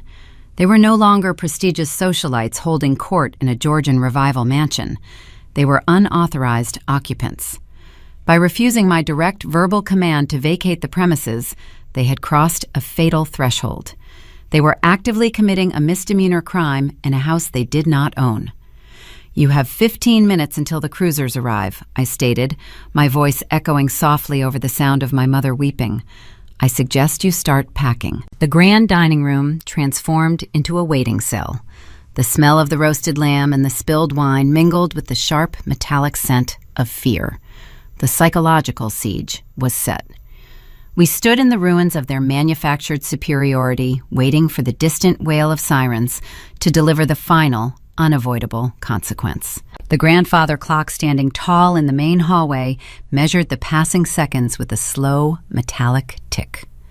The 15-minute wait felt like an eternity trapped inside a suspended vacuum. Nobody spoke a single word. The grand dining room transformed into a silent tomb, filled with shattered expectations and ruined holiday dishes. I stood near the arched doorway, observing the man who used to terrorize my childhood crumble under the crushing weight of his own hubris. The crisp mountain wind howled against the thick glass panes of the Georgian windows, rattling the heavy wooden frames. Then the rhythmic sound of thick rubber tires crushing frost-hardened gravel broke the suffocating quiet. Bright red and blue lights swept across the manicured front lawn, piercing the winter darkness. The intense strobe effect illuminated the heavy velvet curtains and the baccarat crystal chandelier, casting wild, shifting shadows across the antique wallpaper. Two Asheville County Sheriff cruisers came to a complete halt directly in front of the sweeping marble steps. A sharp, high-pitched wail erupted from the far end of the long mahogany table.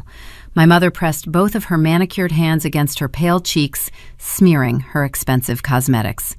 True, unfiltered terror seized her small frame.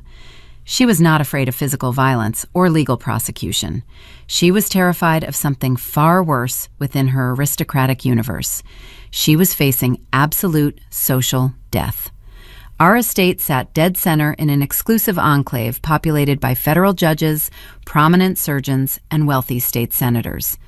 The flashing police siren served as a blinding beacon, announcing our family disgrace to the entire neighborhood. She imagined the wealthy elite parting their heavy silk draperies to witness law enforcement raiding the pristine Kensington home on Christmas night. The carefully curated illusion of our perfect Southern dynasty was burning to the ground right on her front lawn. She turned toward her husband, weeping openly. She begged Richard to fix the disaster, demanding he march outside and bribe the officers, or utilize his political connections to make the patrol vehicles disappear. But Richard remained entirely paralyzed. The towering patriarch who had confidently pledged a $2 million phantom loan less than an hour ago was now sweating profusely through his tailored velvet smoking jacket. His broad chest heaved as he stared blindly at the strobe lights painting his living room walls. He had spent his entire adult life cultivating relationships with local politicians, assuming his vast wealth placed him above the mundane consequences of the legal system. He failed to comprehend that those elite connections only protected men who actually possessed liquid capital. Without the deed to the property, he was merely a trespassing civilian facing imminent arrest. He remained frozen, unable to form a coherent sentence, while his wife sobbed hysterically beside him. A heavy, authoritative knock reverberated through the thick oak front door. The booming sound demanded immediate compliance. I turned away from my parents and walked down the long corridor toward the foyer. The polished marble floor felt ice cold beneath the soles of my leather boots. I reached the entryway and pulled the heavy brass handle backward. Two uniformed deputies stood on the expansive front porch. The frigid winter air rushed inside the warm house, carrying the sharp scent of pine needles and vehicle exhaust fumes. The officers were broad-shouldered and seasoned, carrying the weary posture of men who had worked too many holiday night shifts dealing with domestic disputes. In wealthy enclaves, law enforcement often deferred to the residents, treating them with gentle diplomacy. I did not give them the opportunity to mistake me for a distressed housewife seeking a quiet mediation. I stepped forward and immediately handed the lead deputy my state identification card, along with the thick manila folder containing the original property deed. I introduced myself calmly, stating that I was the individual who placed the emergency dispatch call. The lead officer took the documents, shining a bright tactical flashlight onto the crisp pages. He scrutinized the embossed notary stamps, the red county clerk seals, and the bold text listing me as the absolute owner of the premises. I watched his trained eyes scan the legal phrasing, verifying the street address and matching the printed name to my plastic license.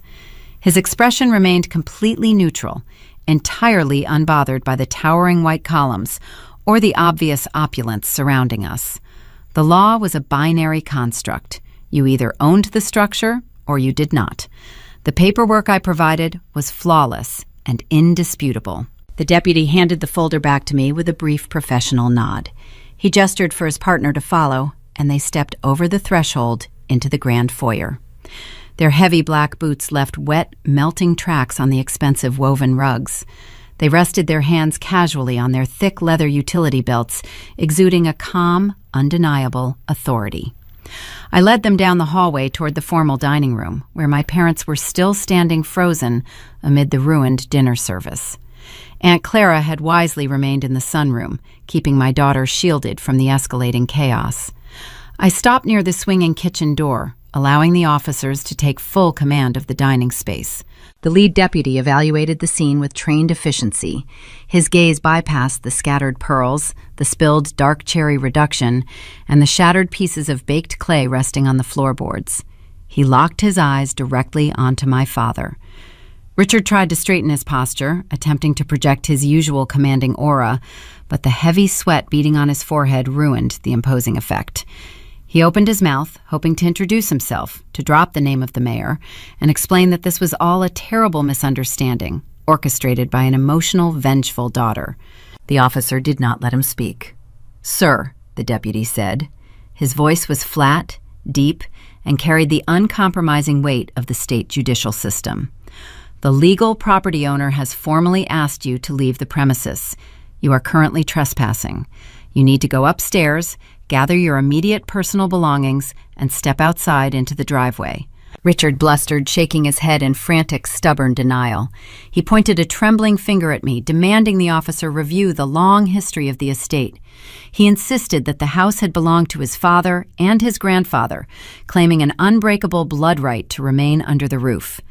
The deputy shifted his stance slightly, moving his right hand closer to the radio clipped to his hip. He was completely immune to the arrogant bluster of fallen, old-money patriarchs. He looked at Richard with a cold, weary boredom that cut deeper than any verbal insult I could have delivered.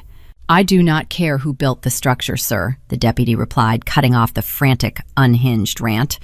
"The deed belongs exclusively to the woman standing behind me. You have two choices tonight.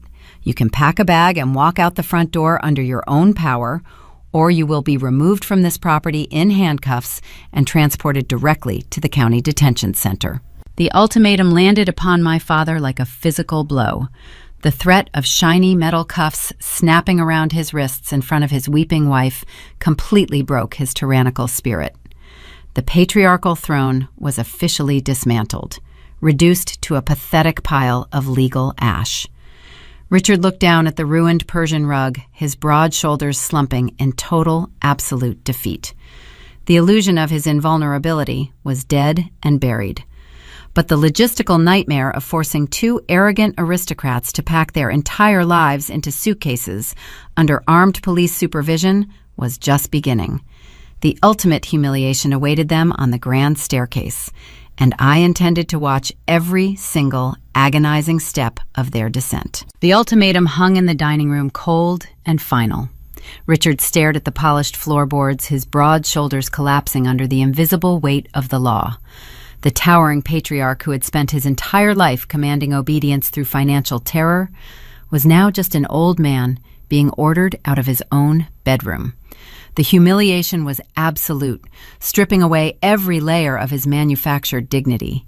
He turned slowly, his expensive leather loafers dragging across the ruined Persian rug, and began the long march toward the grand staircase. My mother followed close behind him, her manicured hands trembling violently. She clutched the torn edges of her silk blouse, letting out high-pitched, ragged sobs that echoed off the historic crown molding. The two uniformed deputies flanked them, their heavy tactical boots thudding against the imported runner cascading down the steps. It was a funeral procession for the Kensington dynasty, broadcast live to the very audience they had spent decades trying to impress. I stood near the arched doorway of the formal dining room, watching their ascent. For my entire childhood, those stairs represented an impenetrable fortress. The master suite at the top of the landing was the center of their power, a place where they formulated the cruel judgments that dictated our lives. Now they were being marched up those same steps like common criminals under the watchful eyes of county law enforcement. Halfway up the sweeping mahogany staircase, Richard stopped. His bruised ego fought one last desperate battle against the reality of his eviction. He turned around to face the lead deputy, his face flushed with a renewed, frantic desperation. "You do not understand who you are dealing with," my father stammered, his voice cracking under the strain. "I play golf with the mayor every single Sunday. I fund the Police Benevolent Association. I can make one phone call right now and have both of your badges stripped by morning." The lead officer did not even blink. He rested his hand casually on his utility belt, completely unbothered by the hollow threats of a defeated aristocrat. He simply pointed his thick finger toward the second-floor landing. "Then I highly suggest you call the mayor and ask if he has a spare guest bedroom available tonight," the deputy replied, his tone flat and authoritative. "Because you are not sleeping here. Keep moving, sir. We do not have all night." The blunt rejection shattered the last remaining fragment of Richard's pride. He swallowed hard, his throat bobbing, and turned back around. He continued the slow, agonizing climb, his posture crumbling with every step. From the foyer, the sound of frantic packing drifted down through the high ceilings. I could hear drawers being yanked open and slammed shut. I imagined Vivian tearing through her massive walk-in closet, her mind paralyzed by the sheer impossibility of her situation. She was tossing her most prized possessions into a large canvas Louis Vuitton duffel bag. I could hear the faint, frantic clinking of diamond tennis bracelets, heavy gold watches, and sapphire necklaces hitting the bottom of the designer luggage. She was prioritizing her jewelry over practical winter clothing, desperately trying to salvage the physical markers of her wealth, even as her social standing burned to ash. She sobbed hysterically, cursing the deputies, cursing the universe, and cursing the daughter she blamed for her own ruin. While the chaotic symphony of eviction played out on the second floor, a different kind of retreat was unfolding in the shadows of the main level. I turned my attention toward the dim hallway leading to the conservatory.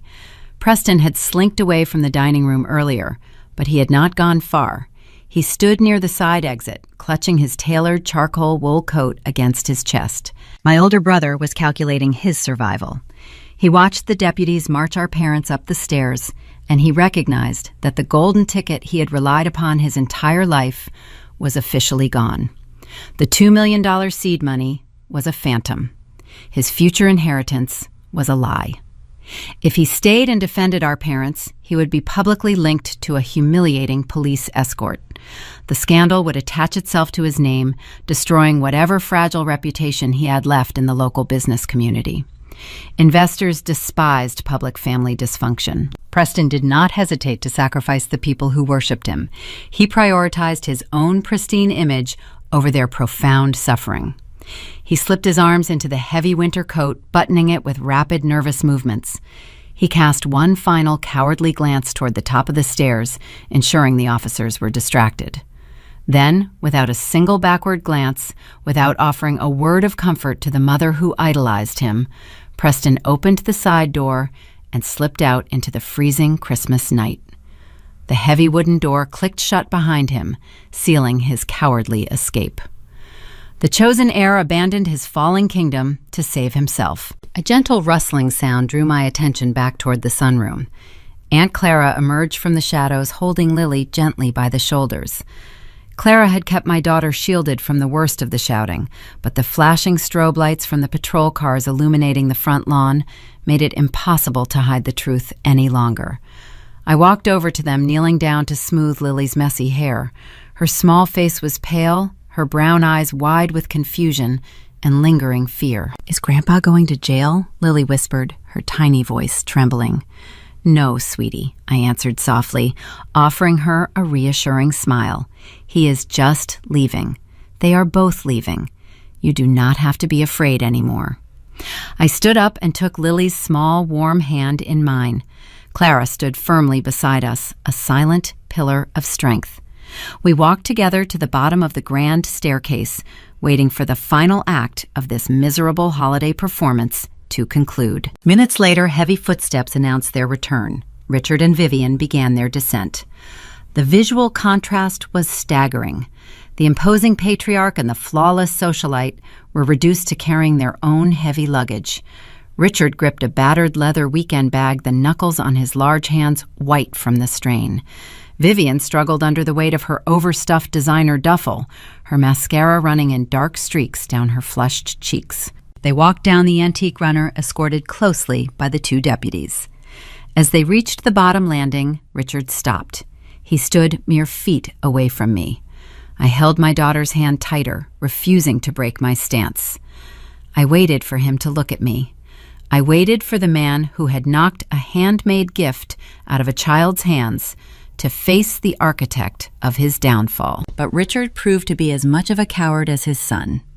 He kept his eyes fixed firmly on the marble floorboards. He refused to make eye contact, utterly unable to confront the woman who had stripped him of his power. He walked past me in silence, a defeated, emasculated shadow of his former self. Vivian, however, could not leave without attempting to inflict one last wound. She paused at the bottom of the stairs, struggling to balance her heavy bag. She glared at me, her eyes burning with a toxic, unhinged hatred. The aristocratic grace she valued above all else was completely gone, replaced by the feral desperation of a cornered predator. "You are dead to us," Vivian spat, her voice trembling with venomous rage. "You hear me? You are a disgusting, ungrateful mistake, and you will die, completely alone, in this massive, empty tomb." She intended the words to act as a lethal strike, a final curse to poison my victory. But the insult landed with absolutely no impact. The barbs bounced harmlessly off the cold, architectural certainty I had built inside my mind. I looked at her ruined makeup, her pathetic designer luggage, and the two police officers waiting to march her out into the cold. "I already have my family," I replied, squeezing Lily's hand and nodding slightly toward Clara. "Do not slip on the icy steps on your way out." The lead deputy placed a firm hand on the small of Vivian's back, guiding her forcefully toward the entryway. The heavy oak front doors were pulled wide open, revealing the bitter, howling winter wind and the blinding red and blue lights of the patrol cruisers. The freezing air rushed into the foyer, sweeping away the stale scent of old money and arrogant entitlement. Richard and Vivian stepped out onto the frost-covered porch, their heads bowed against the harsh weather. The officers followed them outside, pulling the massive front doors shut behind them.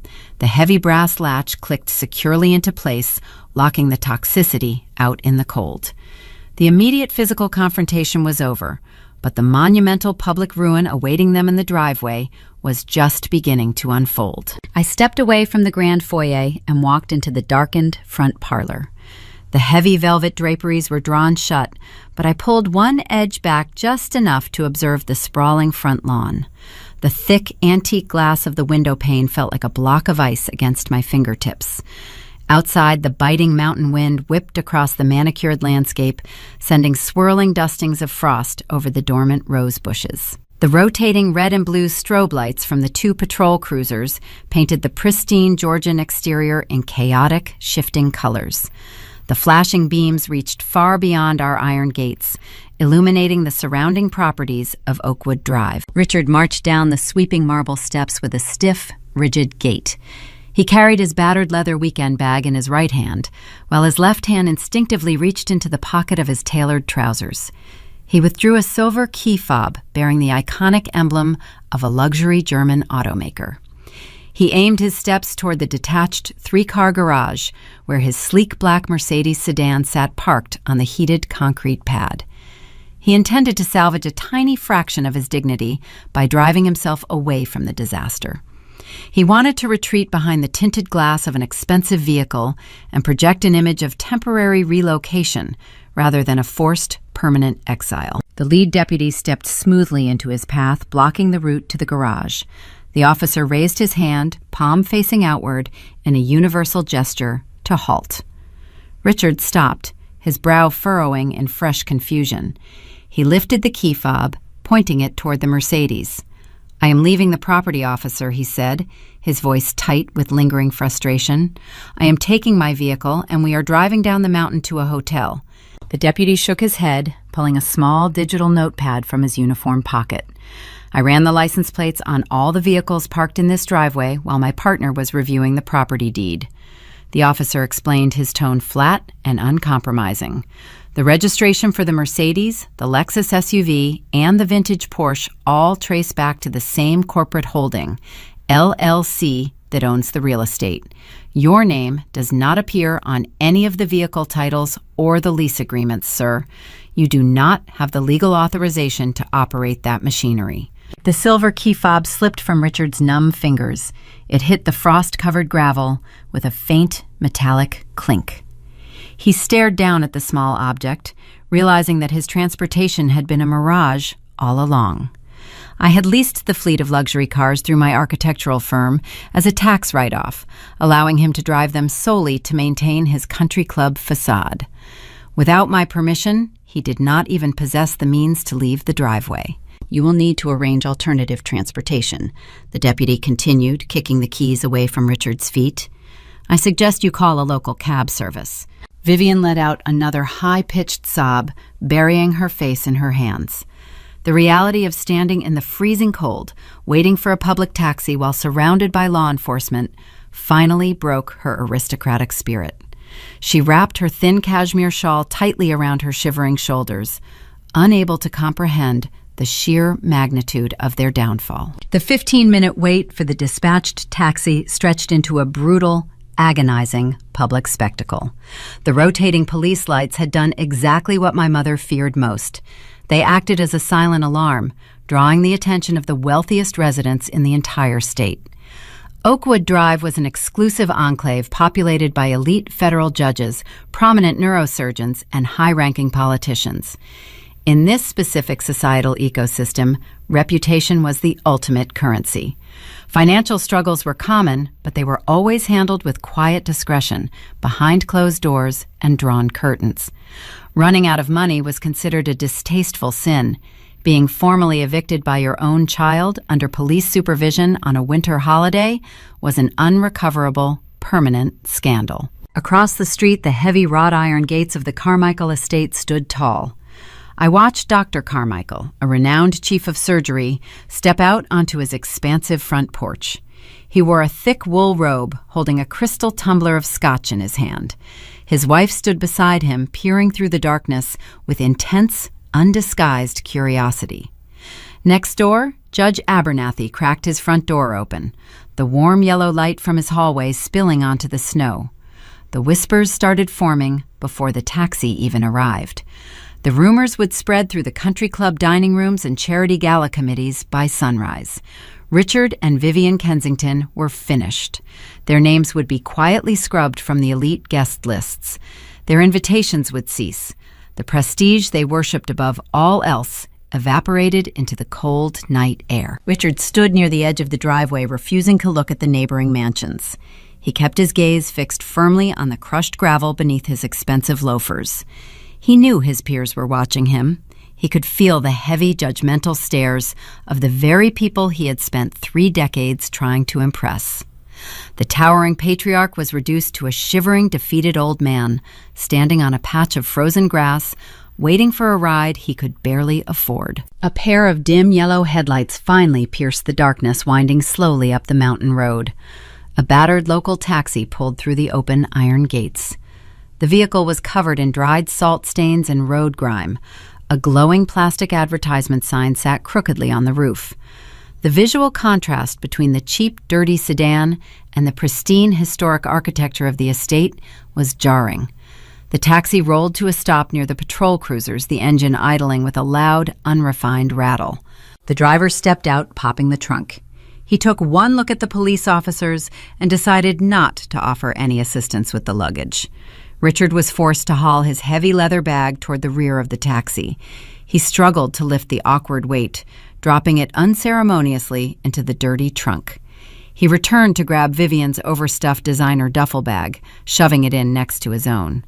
The luxurious Louis Vuitton canvas scraped against the exposed metal of the trunk latch. Vivian did not wait for him to open her door.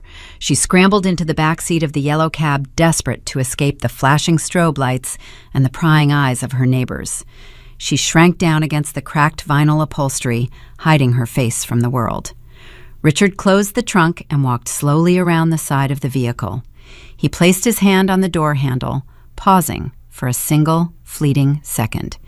He looked back at the grand white columns and the illuminated windows of the home he had lost. He looked at the empire he had hollowed out with his own arrogance. Then he pulled the door open and climbed inside, shutting out the cold. The taxi driver put the car in gear and accelerated. The tires spun briefly on the icy gravel before catching traction. The yellow sedan rolled forward, passing through the tall iron gates and turning onto the main road. I stood by the parlor window, watching the red taillights shrink into the distance. They faded into a pair of tiny, glowing embers before disappearing entirely around the mountain bend. The lead deputy walked up the marble steps toward the front porch. I let the velvet curtain fall back into place and returned to the foyer, opening the front door one last time.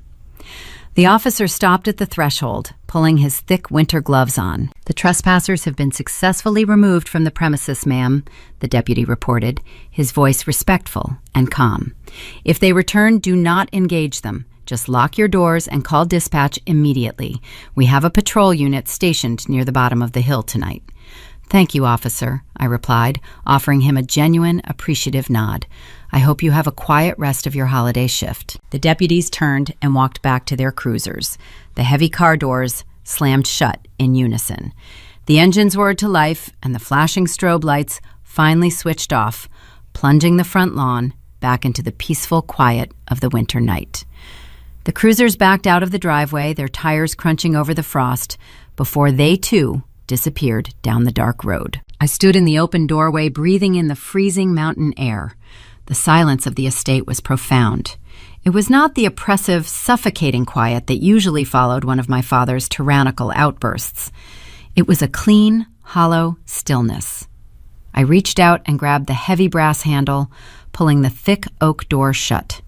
The deadbolt slid into the steel frame with a loud, satisfying click, locking the toxicity outside forever. I rested my forehead against the cool wood of the door. The layered conflicts that had defined my entire existence, the social expectations, the legal maneuvering, the vicious familial warfare, all resolved into a singular, devastating consequence. The immense, crushing weight of 32 years of emotional subjugation began to lift off my shoulders. The chronic tension in my neck unraveled. The tight, anxious knot that lived permanently in my stomach finally dissolved. I had spent my life seeking the approval of people who were incapable of providing it. I had built fortresses to protect their fragile egos while leaving my own heart exposed. Now the ghosts of their arrogance were banished from the halls. The house was empty, but it was finally mine. The immediate threat was gone, but the dawn of a new reality was waiting just beyond the staircase where my daughter slept safely unaware that our lives had fundamentally changed forever. The morning sun crested the jagged peaks of the Blue Ridge Mountains, casting brilliant golden rays through the towering frost-glazed windows. December mornings in Asheville usually felt brittle and severe, but today the light carried a soft, welcoming warmth. I opened my eyes in the guest bedroom. The heavy, oppressive stillness that had suffocated this property for decades was gone. I lay under a thick cotton quilt, listening to the subtle sounds of the house. For the first time in my life, I did not hear the booming, demanding voice of a patriarch barking orders at the kitchen staff. Instead, a bright, joyful noise echoed from the lower level. It was the pure, unrestrained laughter of my 8-year-old child. I slipped out from beneath the heavy covers. I did not put on a stiff, formal dress or style my hair into an immaculate bun. I wore a pair of simple flannel pajamas and thick wool socks. I walked into the kitchen and brewed a fresh pot of dark roast coffee. The scent of the bitter beans mixed with the lingering smell of pine needles and wood smoke. The expansive cooking space felt different. It felt like mine. I poured the steaming liquid into a ceramic mug, feeling the heat seep into my chilled palms. I carried the cup toward the main parlor, following the sound of my daughter. The heavy brass knocker sounded against the front entrance. It was a gentle, familiar rhythm. I opened the oak door to find Aunt Clara standing on the porch, holding a large, white bakery box. She wore a bright crimson wool sweater and a wide, genuine smile. She stepped over the threshold, bringing the aroma of warm cinnamon and baked butter into the foyer. Clara did not care about pedigrees or country club memberships. She represented a grounded, chosen family built on mutual respect and unwavering support. We walked together into the living room, where the fireplace was already roaring. Lily sat cross-legged on the soft rug right in front of the stone hearth. She had gathered the shattered pieces of the painted clay ornament from the dining room floor before she went to sleep. A small tube of clear craft adhesive rested beside her knee. She was meticulously applying the sticky paste to the jagged edges, fitting the broken fragments back together. Clara placed the pastry box on the coffee table and lowered herself onto the floor next to my daughter. They worked in tandem, They did not try to hide the cracks. They used thin lines of gold glitter glue to highlight the fractures, turning the ruined pine tree into a beautiful, resilient mosaic. I watched them from the sofa, taking a slow sip of my coffee. I watched Lily apply another thin layer of the gold adhesive, her small brow furrowed in deep concentration. She held 2 jagged pieces of green painted clay together, waiting for the paste to cure. Clara handed her a dry paper towel to wipe away the excess glue. "It takes patience to put broken things back together," Clara murmured, her voice carrying a rich, soothing cadence. "But sometimes the repaired version is much stronger than the original." Lily nodded, her brown eyes reflecting the dancing flames of the hearth. "I like the gold lines," she whispered. "It makes the tree look like it is glowing from the inside." I smiled, feeling a sudden prickle of tears behind my eyelashes. They were not tears of sorrow or frustration. They were tears of profound relief. My daughter was learning how to heal. She was taking the physical manifestation of her grandfather's cruelty and transforming it into a symbol of survival. She would not grow up internalizing his disgust. She would grow up surrounded by women who taught her how to rebuild. The coffee in my mug grew lukewarm, but I did not care. I savored the flavor, closing my eyes and letting the ambient sounds of the morning wash over my senses. The crackling wood, the gentle clinking of the pastry forks against the porcelain plates, the low hum of the forced air heating system pushing warmth through the floor vents. The house was finally exhaling. It was shedding the suffocating expectations of the old money elite and embracing a simple, unpretentious reality. These were the pebbles, the small, valuable moments of peace that contrasted so sharply with the chaotic warfare of the previous evening. My chest expanded, drawing in a deep, clean breath. The chronic anxiety that had governed my existence finally evaporated. I did not need to perform. I did not need to earn my space. The internal battle for validation was resolved. I knew with absolute crystalline certainty that I was enough exactly as I was. My value was not determined by a man who measured worth in phantom dollars and inherited arrogance. I stood up from the sofa, leaving the mug on a side table. I needed to move. I needed to physically interact with the space to fully accept that the nightmare was over. I began my slow, deliberate walkthrough of the ground floor. As a preservation director, my daily occupation involved rescuing neglected historic properties. I assessed structural decay, calculating load-bearing capacities, and identifying foundational rot. For decades, my father had treated this specific structure like a monument to his own sprawling ego. He used the grand columns, the soaring ceilings, and the imported marble floors to intimidate outsiders and subjugate his own kin. He demanded that the house remain a pristine museum where nothing was ever out of place and no child was allowed to play. He hollowed out the financial foundation with his negligence, leaving behind a rotting shell held together entirely by my secret bank transfers. I ran my fingertips along the intricate wainscoting lining the main corridor. I felt the smooth, varnished texture of the wood. I had purchased the bank debt. I had secured the county deed. I had reinforced the literal and figurative walls of this property. As I touched the smooth wooden banister of the grand sweeping staircase, the entire estate transformed around me. It ceased to be a cold, unforgiving monument dedicated to a dead aristocratic legacy. It became a living, breathing sanctuary.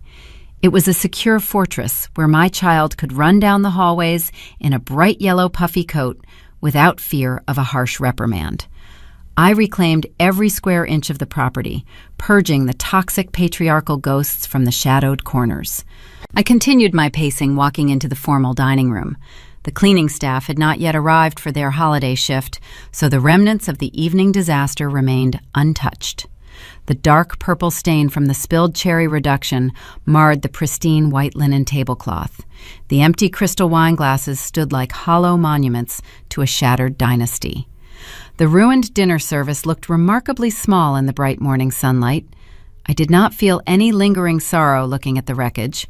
The scattered pearls and the dirty plates simply represented the necessary demolition of a condemned structure. I made a mental note to roll up the ruined Persian rug and throw it in the dumpster outside. It was time to replace the antique, stifling decor with something bright, resilient, and modern. I moved toward the front parlor, gazing out through the thick window panes. The snow had stopped falling overnight. The sky above the mountains was a piercing, brilliant blue. The pristine white blanket covering the driveway was interrupted only by the deep, parallel tire tracks left by the sheriff cruisers and the filthy yellow taxicab. I stood there, observing the quiet, frozen landscape, when my smartphone vibrated in my pajama pocket. The sudden mechanical buzz broke the tranquil morning silence, signaling that the outside world was attempting to breach our sanctuary. I pulled the device out and unlocked the glowing screen. It was an urgent text message from the managing partner of my architectural firm. The message contained a direct link to a local business networking blog. The digital news cycle had already picked up a fragmented, distorted version of the eviction. Preston was attempting to execute a desperate public relations spin to distance himself from his parents and their sudden homelessness.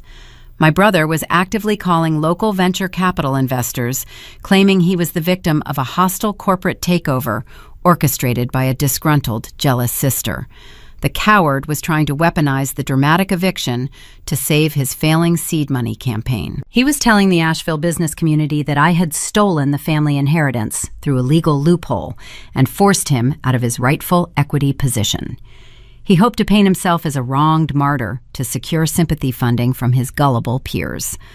The legal battle over the physical property was conclusively won, but the war over the public narrative was just beginning. Preston was preparing to drag my professional architectural reputation into the mud to salvage his own artificial status. I read the notification twice. A cold, calculated focus settled over my mind, pushing away the last remnants of sleep. The peace of Christmas morning was beautiful, but the real world was waiting to test my resolve. I locked the screen and slid the phone back into my pocket. I was not afraid of my brother or his pathetic smear campaign. I held the high ground now, and I was fully prepared to show the golden child exactly what a real business strategist looked like. 6 months later, the thick, suffocating frost of that December night was nothing more than a distant memory. June arrived in the Blue Ridge Mountains, bringing a vibrant, sprawling warmth to the Asheville estate. I stood on the wide, wraparound front porch, holding a glass of iced tea. The heavy oak front doors remained propped open behind me, allowing the gentle summer breeze to flow freely through the grand foyer. The air smelled of blooming honeysuckle and fresh-cut grass. Out on the expansive front lawn, Lily was running through the path of a rotating water sprinkler. She wore a bright floral swimsuit, laughing loudly as the cold water splashed against her skin. Aunt Clara sat in a wicker chair nearby, reading a paperback novel and smiling every time my daughter shrieked with joy. The estate was completely transformed. It was no longer a silent mausoleum dedicated to the fragile egos of angry old men. It was a home vibrating with genuine life. 200 miles away on the industrial outskirts of Charlotte, my parents were living a drastically different reality. Richard and Vivian occupied a cramped 2-bedroom apartment situated directly above a noisy commercial laundromat. The physical downgrade was severe. The towering white columns and expensive crystal chandeliers of their past were replaced by stained drop ceilings and peeling linoleum floors.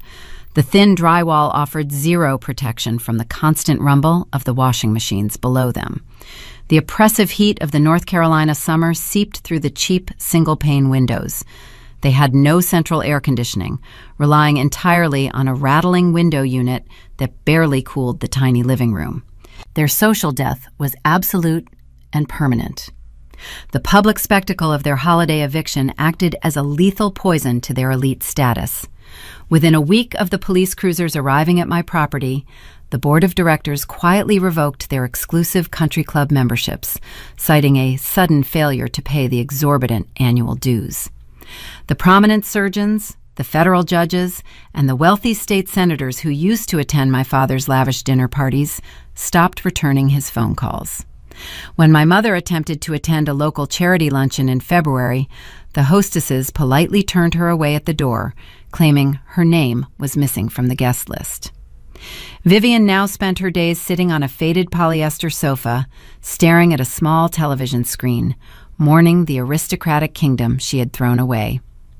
Richard spent his afternoons sitting on a cheap folding chair on a tiny concrete balcony, watching delivery trucks rumble down the busy highway. The man who once demanded absolute submission from everyone around him was reduced to a forgotten ghost haunting a cheap rental unit. He had no wealth to leverage. He had no power to wield. He had nothing left but the bitter, acidic taste of his own unearned arrogance. Preston faced his own brutal reckoning. My brother tried to launch a desperate public relations smear campaign against me in the weeks following the eviction. He contacted local business bloggers and venture capital investors, spinning a fabricated tale about a jealous sister stealing the family inheritance through shady legal loopholes. He wanted to paint himself as a wronged martyr to secure sympathy funding for his phantom startup. He severely underestimated my capacity for professional warfare. I did not engage in emotional public shouting matches. I simply released the public county records and the certified bank transfer ledgers to the exact same investors he was trying to court. The black and white documents proved that Preston possessed zero collateral and a toxic credit history.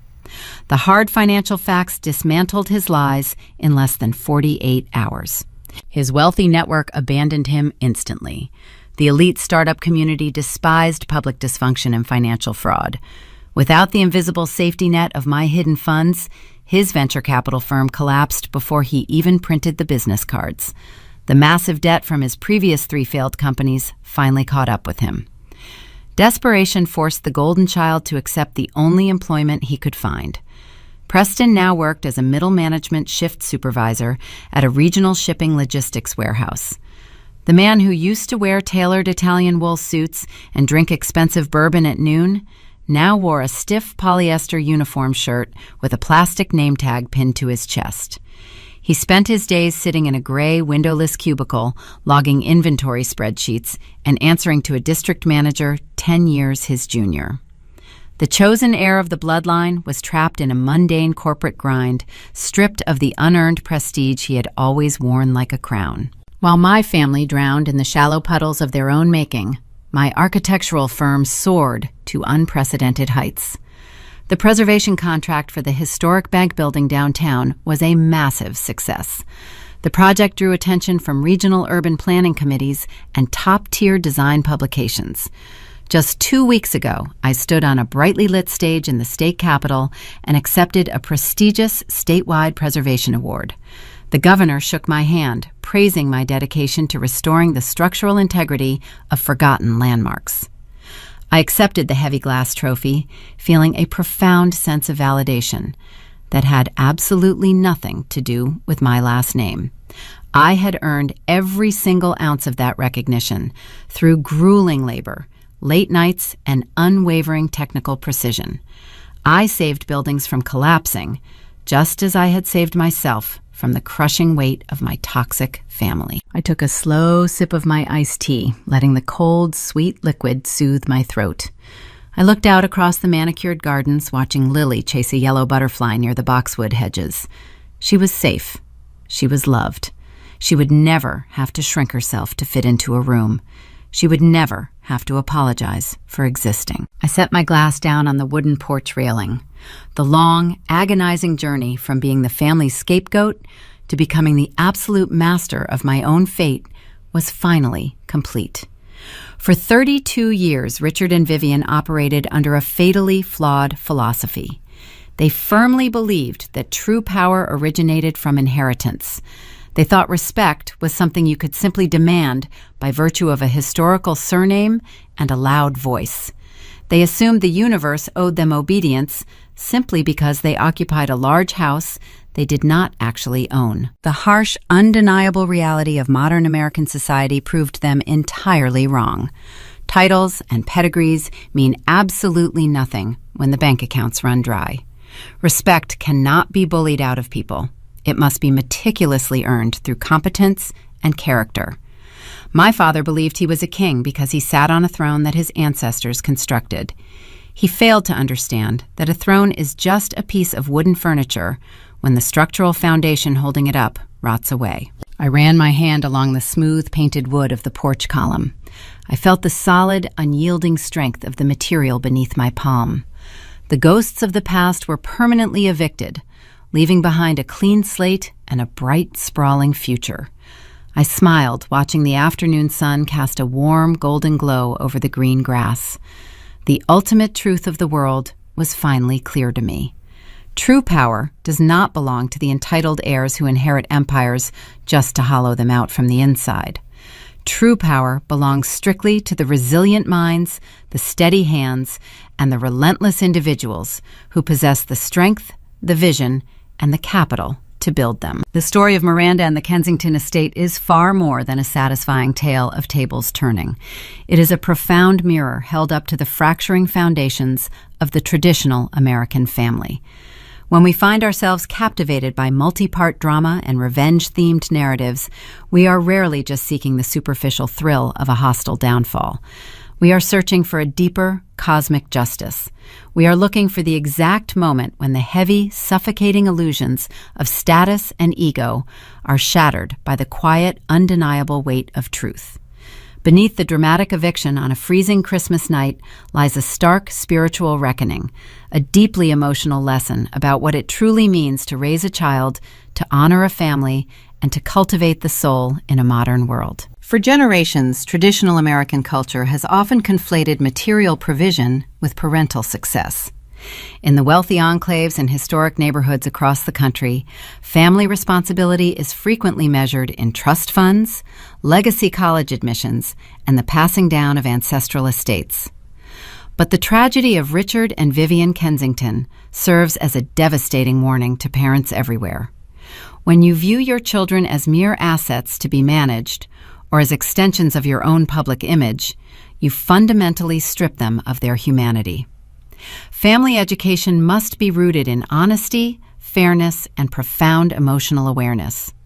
It is not enough to put an expensive roof over a child's head if the air inside that house is toxic and unbreathable. Parents must realize that true authority cannot be demanded through intimidation. It must be meticulously earned through consistent, empathetic presence. When a father knocks a handmade gift out of a child's hands to protect his own bruised pride, and a mother worries more about the paint dust on her Persian rug than the tears on her granddaughter's face, they do not just break a piece of clay. They break a sacred covenant. They teach the child that love is strictly conditional, highly transactional, and reserved only for those who project an illusion of perfection. If we examine this modern social reality through the perspective of a spiritual seeker, one dedicated to the lifelong practice of inner refinement, the decay of the Kensington family is a classic symptom of a society that is spiritually starving while drowning in material excess. True living requires the rigorous daily practice of self-cultivation. It demands that we constantly look inward to repair ourselves, rather than demanding the world conform to our delusions. To navigate this life successfully and build a truly good existence, we must develop 3 core spiritual pillars: wisdom, morality, and willpower. We must develop profound wisdom to see past the fleeting illusions of societal prestige, luxury cars, and country club gossip, recognizing instead the eternal, inherent value of a human soul. We must cultivate an unwavering morality, committing to treat the vulnerable, especially innocent children, with fierce compassion and absolute justice, regardless of how it affects our public standing. And crucially, we must forge ironclad willpower, possessing the internal fortitude to stand firmly in reality as an immovable object against the desperate forces of entitlement. Richard and Vivian possessed none of these traits. They built their entire identities on the external validation of their peers, leaving their internal landscapes completely barren. They were hollow people, entirely dependent on the daughter they despised to sustain their fiction. For the youth, Miranda's journey offers a brilliant, enduring blueprint for survival and self-liberation. The most vital message young people can extract from her quiet, lethal composure is that true power belongs strictly to the builders, not the inheritors. You may be born into a family that dismisses your worth, favors a golden child, or demands that you serve as an emotional shock absorber for their unhealed generational trauma. Do not envy the golden child who is handed everything, for they are quietly being robbed of their own resilience. When the illusion fades, they are left terrified and empty-handed. Your biological origin does not dictate your destiny, nor does it mandate your endless suffering. Cultivating your own willpower means recognizing that you do not owe your abuser's loyalty simply because you share a last name. You have the absolute right and the spiritual obligation to protect your own peace. Focus your energy on building your own foundation, brick by brick, through hard work, education, and unshakable emotional integrity. When you create your own stability, you render their manipulative tactics powerless. You become the master architect of your own life, fully capable of opening the door to those who respect you and locking it against those who do not. Society, deeply embedded in its traditional norms, frequently peddles a heavily romanticized and deeply flawed narrative that family is everything, that blood is thicker than water, and that ultimate spiritual maturity requires endless forgiveness and reconciliation. But true spiritual wisdom offers a boldly contrarian view. Sometimes the most moral, ethical, and spiritually aligned action you can take is to permanently close the door on your own flesh and blood. Evicting toxic parents is not an act of malice. It is the ultimate act of spiritual preservation. You cannot heal a diseased root by allowing it to infect the new, healthy branches of your family tree. Forgiveness does not mandate a seat at your dinner table, nor does it require you to sacrifice your children's mental health on the altar of ancestral obligation. True enlightenment sometimes demands letting the people who hurt you walk out into the freezing night so that you can finally tend to the warmth of your own hearth. Stories like Miranda's remind us that every family maintains a silent ledger, and eventually the emotional accounts must balance. Whether you enjoy exploring these complex, multi-generational dynamics through the rich storytelling traditions of channels like Sophia Told Stories, or you seek the sharp, satisfying edge of justice found right here, the underlying truth remains the same. We are all actively writing the legacy we will leave behind. If this reflection resonates with the quiet, uphill battles you have fought in your own life, please take a moment to subscribe and follow Morning Revenge. Join our community, share your own journey of building boundaries, and let your voice be heard in the comments below. One must inevitably look around their own living room and wonder if they are building a sanctuary based on genuine love or simply guarding a museum of inherited obligations. The walls of a house can only protect you from the winter wind.